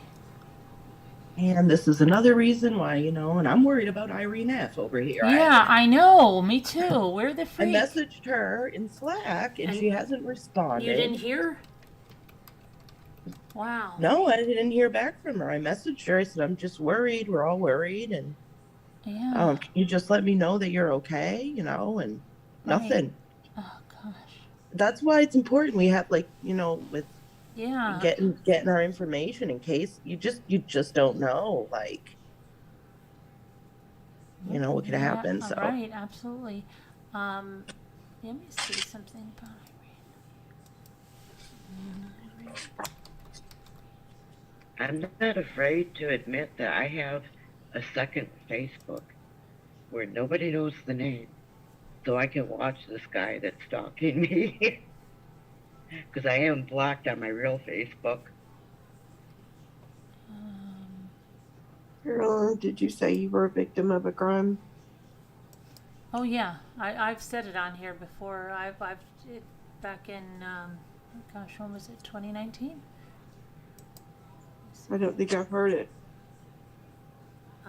Well, I was in a Bradley's. Do you know what a Bradley's is? No.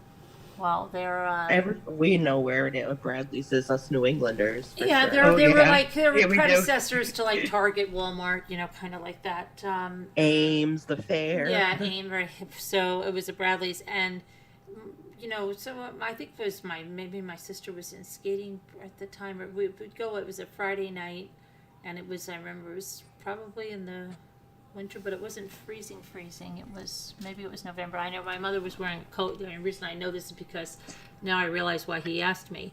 So, and I was 12, and I was very always tried to please people. I would never think of yelling. And the thing is, this thing is so crazy because Joan D'Alessandro was murdered. And because Joan D'Alessandro was murdered in first grade, we had books that showed us if anybody slows down in a car, a whole thing that's everybody's told about it. And, but it was the point that I was, so my mother went into the store and I said to my mother, they're much smaller than, let's say, a super Walmart or anything like that. But I said, well, I'm just going to go to the toy department or something. And my mother said, okay. And she was looking at something else. And on my way there, you passed a little furniture department that had little things. And this guy was there, and there was it looked like I thought it was a Bradley's employee next to them. And he had this little paper bag with him. And he said to me, hey, could you help me find something for my granddaughter? You look about her age, and she wants this thing. I have it written down on a piece of paper. And I got a weird vibe, and right away I said, you should find an employee. They can help you a lot better. And he said, no, I already talked to the employee. And he was a very, unassuming guy. He was older guy. And I'm thinking, oh my gosh, right? And I just knew, I just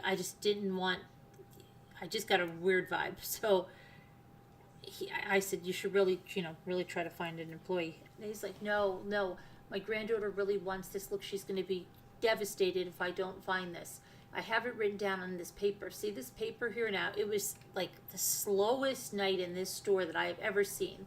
Literally, I couldn't see anybody else in the store. And in the toy department, there's doors that go right out to the back, to a warehouse and then right out to the back. And so he was so he came out from around the furniture department, and he's like, look, just look at the paper. Just help me look, just a minute over here. So then I was thinking at that point, oh my gosh, I'll just look at this guy, and then I'm going to get him out of my, just get the hell out of here. And then he goes, as we're going over, what kind of coat does your mother wear? See, now I know. Oh, or I think he first asked me who I was here with, okay? But then he asked me, what kind of coat does my mother wear? At the time, I wasn't thinking why he's asking me what kind of coat my mother's wearing. But then he says, oh, because I got my mother a similar coat like that. You know, and I think I was like, my mother's wearing like a camel hair long coat. Oh, okay, camel hair? Oh, I got my mother a coat like that. That's nice. And then he goes, okay, so let's look. And it's had a number. This number had, and I knew as a kid that this stupid number, like, why didn't he have the name of a game, right? I think I kept asking him that. Well, don't you know what it is that she wants? Don't you know the name of it? No, but she says that this number is on the side of the box, and it was like this tremendously long number, and it wasn't even the SKU number or anything. It had no rhyme or reason. And I'll never forget, he had this little tiny paper bag. And he kept saying, can you look over there? And I was looking, and then he wanted me to, like, go up. They had, like, I think it was one of those ladders, or he wanted me to, and he said, go up, I'll give you a boost. And when he gave me a boost, do you know where he put his hand? Right between my legs. And I knew something was, now I knew, it was like, what the hell?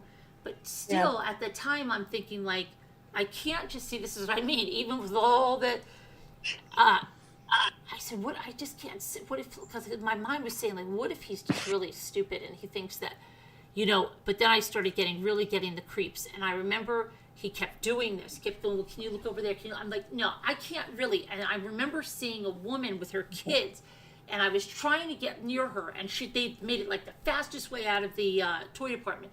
But he was pushing me over to the doors.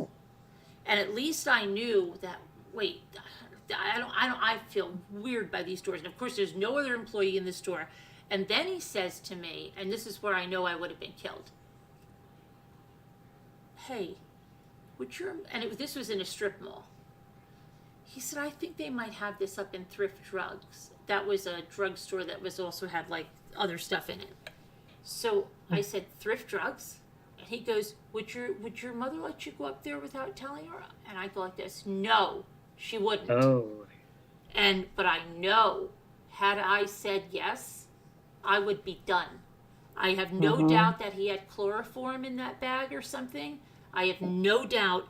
And he tried to get me through those doors. And I remember every time he told me to go up and look at something that he was going to give me, he would put the little bag down. And at one point, I remember I just turned around and he was gone.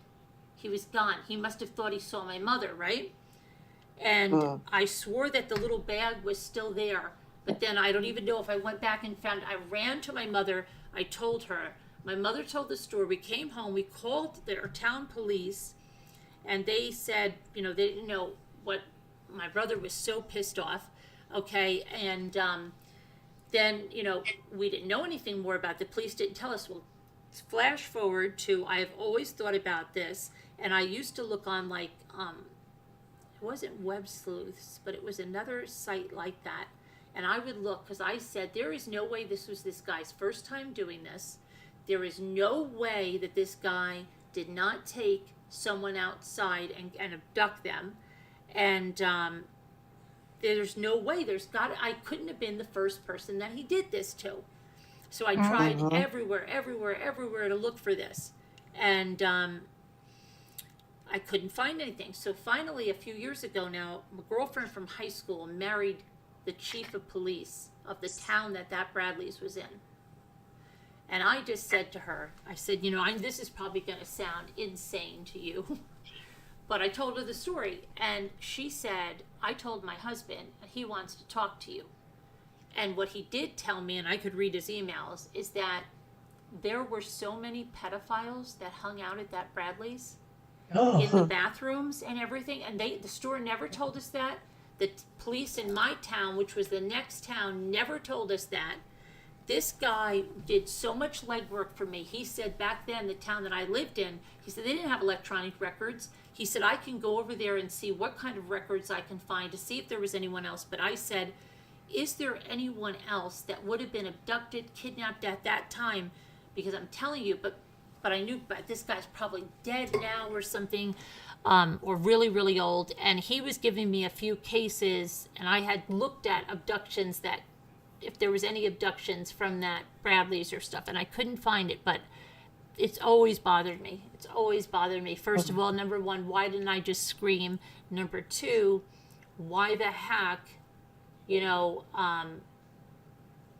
I look into it more back then? But it was like very hushed up, and the art police didn't just said, oh well, they took like a description or whatever it was, and who knows? They're just like, oh, they acted like there was nothing. But to hear this chief of police tell me that there were so many pedophiles there that it was ridiculous, and we never knew.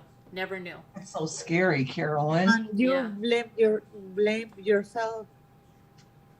I blame myself more that I could have prevented someone from, because there's no doubt like that this guy killed, like, if I would have went with him, he would have definitely killed me, or I'd be chained up in his basement or whatever.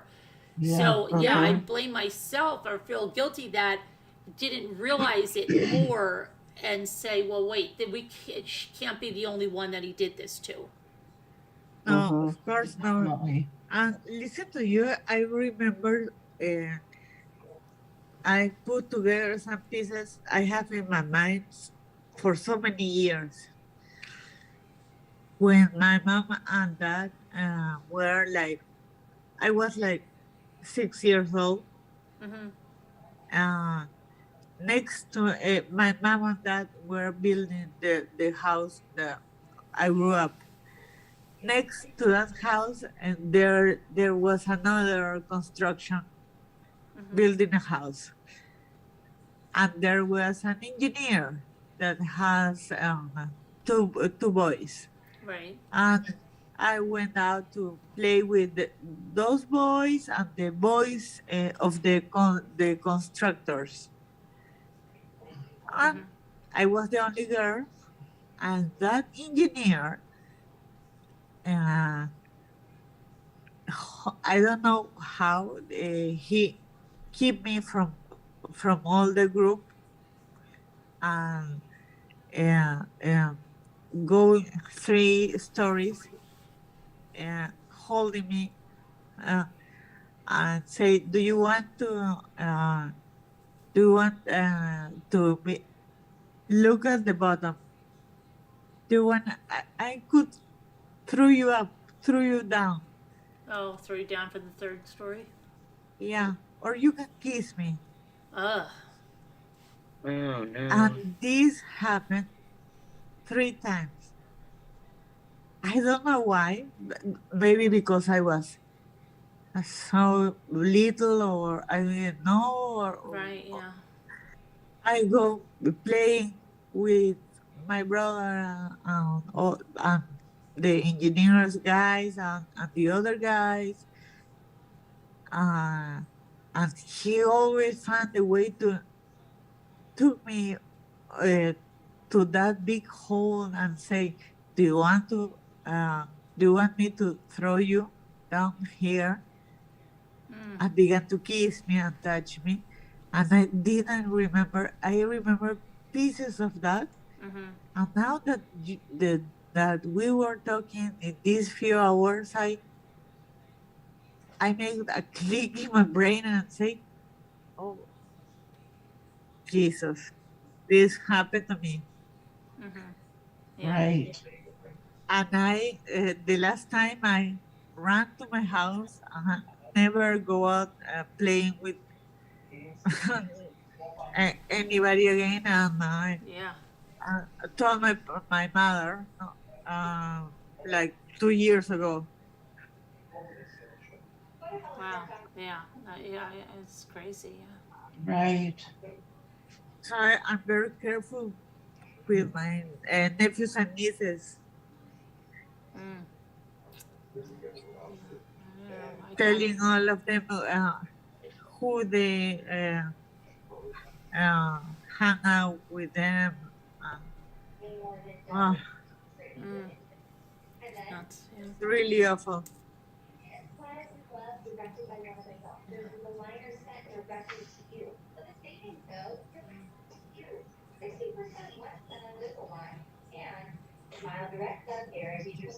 I don't understand how one of the mothers, one of the kids in my class, was very upset with me for telling her little girl, "Don't be afraid to yell if a stranger touches you." She was so upset. Really? It's like, no, you need to do that. Yeah, yeah. If you're not going to teach her, I'm gonna. Yeah. But like I said, like there's just something, it's so crazy because, you know, we were taught all that. I remember like being scared out of my mind because I was more like that. The person in a car was going to come get you. And I would be like, we lived in a very, very nice town. And it was, I would be like scared to death to go out after like 5 o'clock in my front yard. Because I just used to swear that I heard cars slowing down or something. But when I would go just to the bus stop, it was just like a house away. I would have my backpack and I would swing it behind me in case somebody was following me. And I was like so hyper aware of all of that stuff. But I just did, but this approach, the way it was, and I guess just my nature that I always tried to be helpful and didn't want to like yell or scream. Because like, even though I knew something was wrong, you know, and I thought I will get away, I don't know, I didn't want to, I don't know, I can't even explain it. I just, I don't know. I wish I would have. Maybe because they are older and we are taught to be respectful. Right, and he keeps telling my granddaughter needs this, and you know, and he's like, just a, But then again, you know, if that didn't happen, you wouldn't be the person. I mean, it may have created some anxiety and PTSD, but I mean, you became vigilant because of that. And I mean, you said, Elisa asked you before, do you blame yourself? And you said, yes, you do in a way, but. Because I just feel like, gosh, we should have pursued it more than, and then maybe, you know, then somebody could say, but like, it was still kind of hush, like, oh gosh, you don't want to tell anybody that happened to you. Like my own daughter said that to me. My own daughter who's like, says, what do you want? You don't want to tell anybody. Like, as it, you know, and I just thought that was so weird when she told me that because she's not like that. She's normally like, has no filter or anything. And so I didn't talk about it for ages. The first time I told, and you know, like anybody other than like my immediate family was here in 2019. And when I did that night, so many other people came up and had another story and another story. And I remember that. Yeah, and it was crazy, and I didn't set out to tell the story. It just, I don't even remember how it came out, but it was very freeing to say it because I feel like I have been like, because it was kind of like, you know, like relief. Yeah, and you don't say that. Then like, even though the way before I got to that point, like I said, I was scouring sites to see if anybody else had an experience like that, or if anybody else was reported missing. And then another freeing thing was when I contacted my girlfriend who was married to the chief of police, and then he got on it, I mean, immediately that day, and said, I want to help you in any way I can. And he wrote me like novels of letters. No, he said there were a number of, I could look at his email and tell you what he said. I mean, it was crazy. Unfortunately, they're everywhere. You have to be vigilant. I mean, a lot of people tell me I'm nuts because I know where all the registered offenders are that live around me. Mm-hmm. I keep an eye. Yeah. There's kids around here. Yeah, I'm going to watch out for them. But it's like those same things. You tell the kids all the time, don't go away. You know, if the guy says, I've got puppies here, if I've got video games, and then how many kids did they test? And the kids all went, even though they knew the stuff. Right. Yeah. We didn't say it. I'm in the country now, mm-hmm. in North Carolina, and there are a lot of places you can disappear quickly. Oh, yeah, easily. Oh, my goodness. I mean, you could disappear out of my backyard easily and quickly because there's woods out there. You know, it's just, you don't play with that stuff. I mean, ever since I was a kid, I'd go by, this sounds nuts, but I'd go by wooded areas and I'd be like, this is a kid me, and nothing happened to me. at least that I don't remember. But I would think when looking at how many bodies are out there, there's like, that's an awful thing to think. But that the world is bad. There's bad people at a very young age. Right. Yeah. Yeah.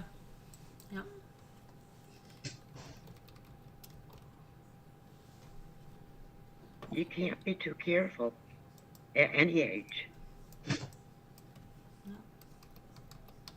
Just like that guy that tried to get in my car at the Dollar Tree last year. That was like freaking, I relive that over and over again.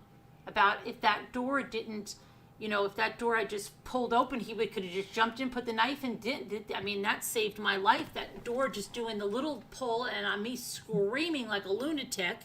Could you tell the story again? Because I know that you told it and I caught the end of it, but I wanted to hear that. I was going to. Yeah, I was in my car. I had just was going to go to ShopRite. I had just gotten out of the Dollar Tree. I was sitting there, and my sister texted me, my brother texted me. So it was cold. I think it was around November, and so I had the car running. My lights were on, okay, and this was my other van before I got the new one, and it has the electric doors, but we had shut off the electric door because something was acting up in there, and we wanted to do it manually. So when you open that one manually, it doesn't just go right. It goes like one step, pulls the door out, and then you've got to slide it back if it's on the manual. And I got in the car, and I was sitting there, and I was texting my brother about something, and I noticed this guy in front of my car, okay? But it wasn't late, and there were other people in the parking lot, and I wasn't parked that far from the store. And so I was just thinking, like, what the hell is this guy doing? I just remember thinking, what is he doing? Why is he freaking sitting in front of my car? And I was voice texting, and I was watching this guy, and then he definitely saw that my car was running. The lights were on, okay? Then he came around, and on the side of my car, there were like, from the Tractor Supply, there were a couple of carts, and I said, what is he doing? And then I saw him go and grab the cart, and I said, oh, thank goodness he's going to get a cart. But then he stopped. He put his hands up, and I saw it, and it was like slow motion. I saw it, like in a second he was on the side of my car, and I heard my door open. And I screamed. I like opened the door, and I think I took the window down at the same time, and I said, what the hell are you doing? What the hell are you doing? I just started screaming that. And he went like this, and he backed away, and he put his hands up in the air. So then I thought, okay, now here's the I'm thinking like, well, maybe he had a van, and he thought it was his van, because we've all done something like that. You go to a car that you think is yours. But then I thought, well, no, he didn't, because he saw the car running, and he had no bags in his hand. It wasn't like he was going to get, why would he be going in the side door? So then I called the police, and stupid me. This is what I'm saying. This is like the most stupid thing. Why didn't I take his picture when he was walking the freak away? Oh, yeah. Okay. I was like in shock. And I was looking at the people that were getting in their car there. And then they got in their car, and I was like, oh my gosh, I was in total shock. I was like, this didn't just happen. This is crazy. And then I knew he had like this jean jacket. I called the police. The police came. I said he went up that way, because I was trying to see even if he got into a white van, because I still gave him the benefit of the doubt. Maybe he was getting in. No, he went like between the alleyway of that strip mall and through there. And I called the police, and then they took down his description and everything. He had like gray hair and a mustache, and but yeah, that was really scary. Yeah. Because I just think if that door opened the whole way, he'd just go like this, drive. Like he knew I had the car started. That's all he had to do, put the knife to my neck and just say drive. Ugh. And that would have been it. So Goodness. that's why a lot of times I feel safer when I'm driving, when I'm live, because even then somebody would see it if something Right. like that ever happened. That's Yeah. true. And there would be proof on YouTube. Yeah. Yeah. It scared the crap out of me. Yeah, and I didn't have it on because I was texting, and I said, yeah, it's just, Yeah, that's smart, actually. yeah. very scary stuff. I had never enough, know. and I learned to protect myself, and I kept telling my Kempo instructor I would never ever be able to use it. And the following day after I said that to him, I had to use it, and I did without even thinking about it. Yeah. And it was on in the middle of the day down the main street of the city. Wow. It doesn't matter. If people are nuts, they don't care what time it is. If other people are around, they don't.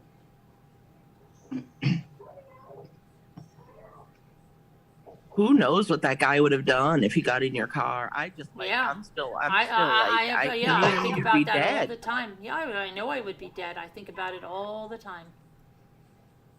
Yeah, it's very scary.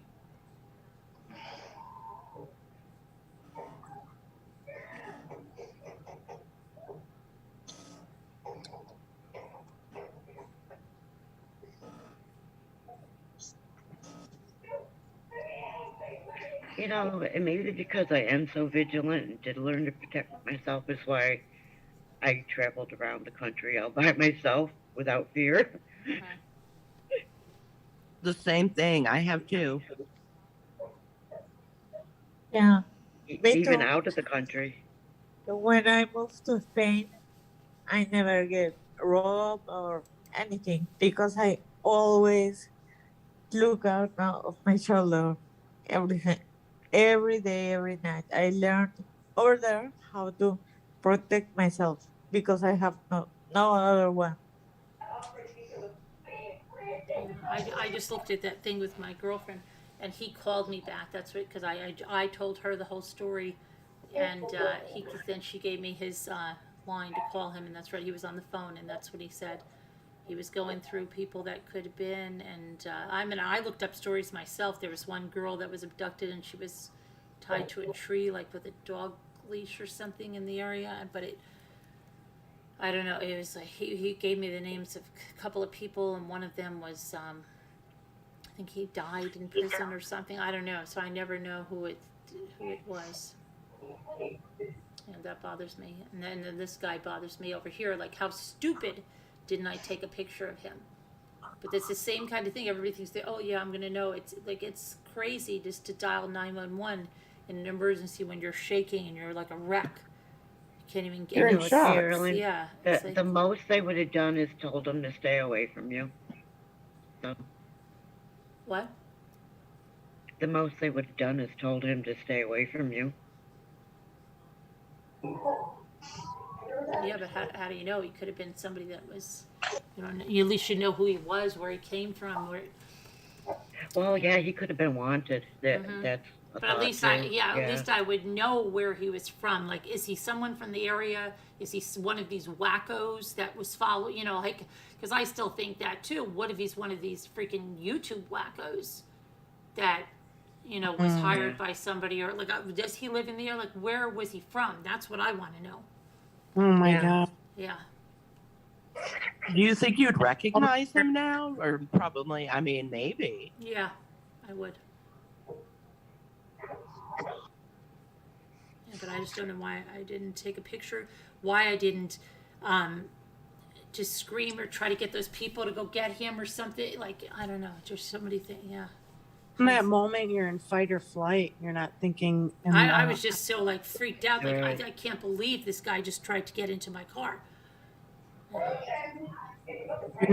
Wait, were you thinking, oh, I should have done this or should have done that, Yeah. So after.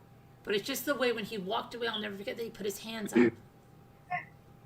Yeah. Like, why, Uh-huh. and he just backed away. Well, And then he turned. that made him Almost look. That made him look innocent when he took that pose. He knew what he was doing. No, I don't think it did. I think he would have been innocent. He says, sorry. I thought this was my car. No, he didn't say Right. anything. He just Like he's backed he's away. going- Like he didn't know Oh, maybe I yeah. had a knife or a gun or something. He just backed away. And then he turned and ran. Yeah, to anyone else. If he was innocent to me, if he was innocent and he was put, first of all, he'd have another bag in his hand at least to be saying that he's going to put it in the back of his car. There's no reason, but he stood in front of my car for a while and then came around. But, you know, if he was going to be innocent, you would say, oh my gosh, ma'am, I'm sorry. I have a van that's just like that. I thought that was my freaking van. I'm so sorry to scare you. You wouldn't back away like that. Right. You know, you wouldn't if you're innocent. That's so scary. Yeah, but if someone witnessed that from a distance, he would have looked innocent.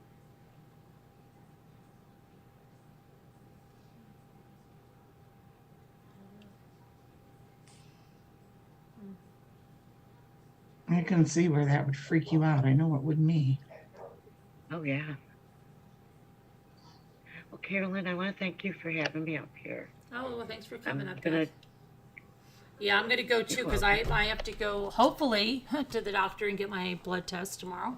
Can you check your messages real quick before you go? Yeah. From me on your messenger? It's really from somebody I'm else. going to jump down to the chat.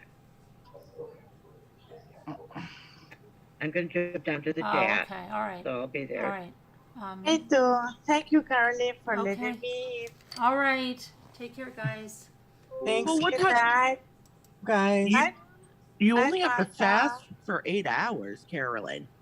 Is it 8? You only No, I thought they say I can't have anything after 12 o'clock. no, it's a no. I do it all the time. I am a night person. I tell my doctor. I tell No, my it's doctor. I only go 8 in there hours. 2 Well, o'clock I've in the already afternoon. done it now, so it's too late. Well, when's your appointment? Well, you can go anytime. You can go anytime. You go in. Yeah, you go Yeah, anytime. but I just You rather choose. just get it done with, you know. I don't blame you. You know, I'm eating white I don't want to eat. chocolate. Good. I don't feel like eating anyway, so I'm good. Yeah. Bye-bye, everyone. Bye, Love you. Alicia. Bye, everyone. Bye-bye. Bye. Bye-bye. Okay. But for future reference, it's 8 hours. So 8 next hours. time, just think about it. You can eat anytime. You know, as long as you get. I get there at 2 o'clock. They said, "Have you eaten?" I said, "Nope," and that's true. Okay. All right then. All right, everybody in the chat. God bless. Prayers. We'll talk to you later. Bye-bye. Thanks for coming. Bye. God bless. Bye. Bye. Bye. Bye.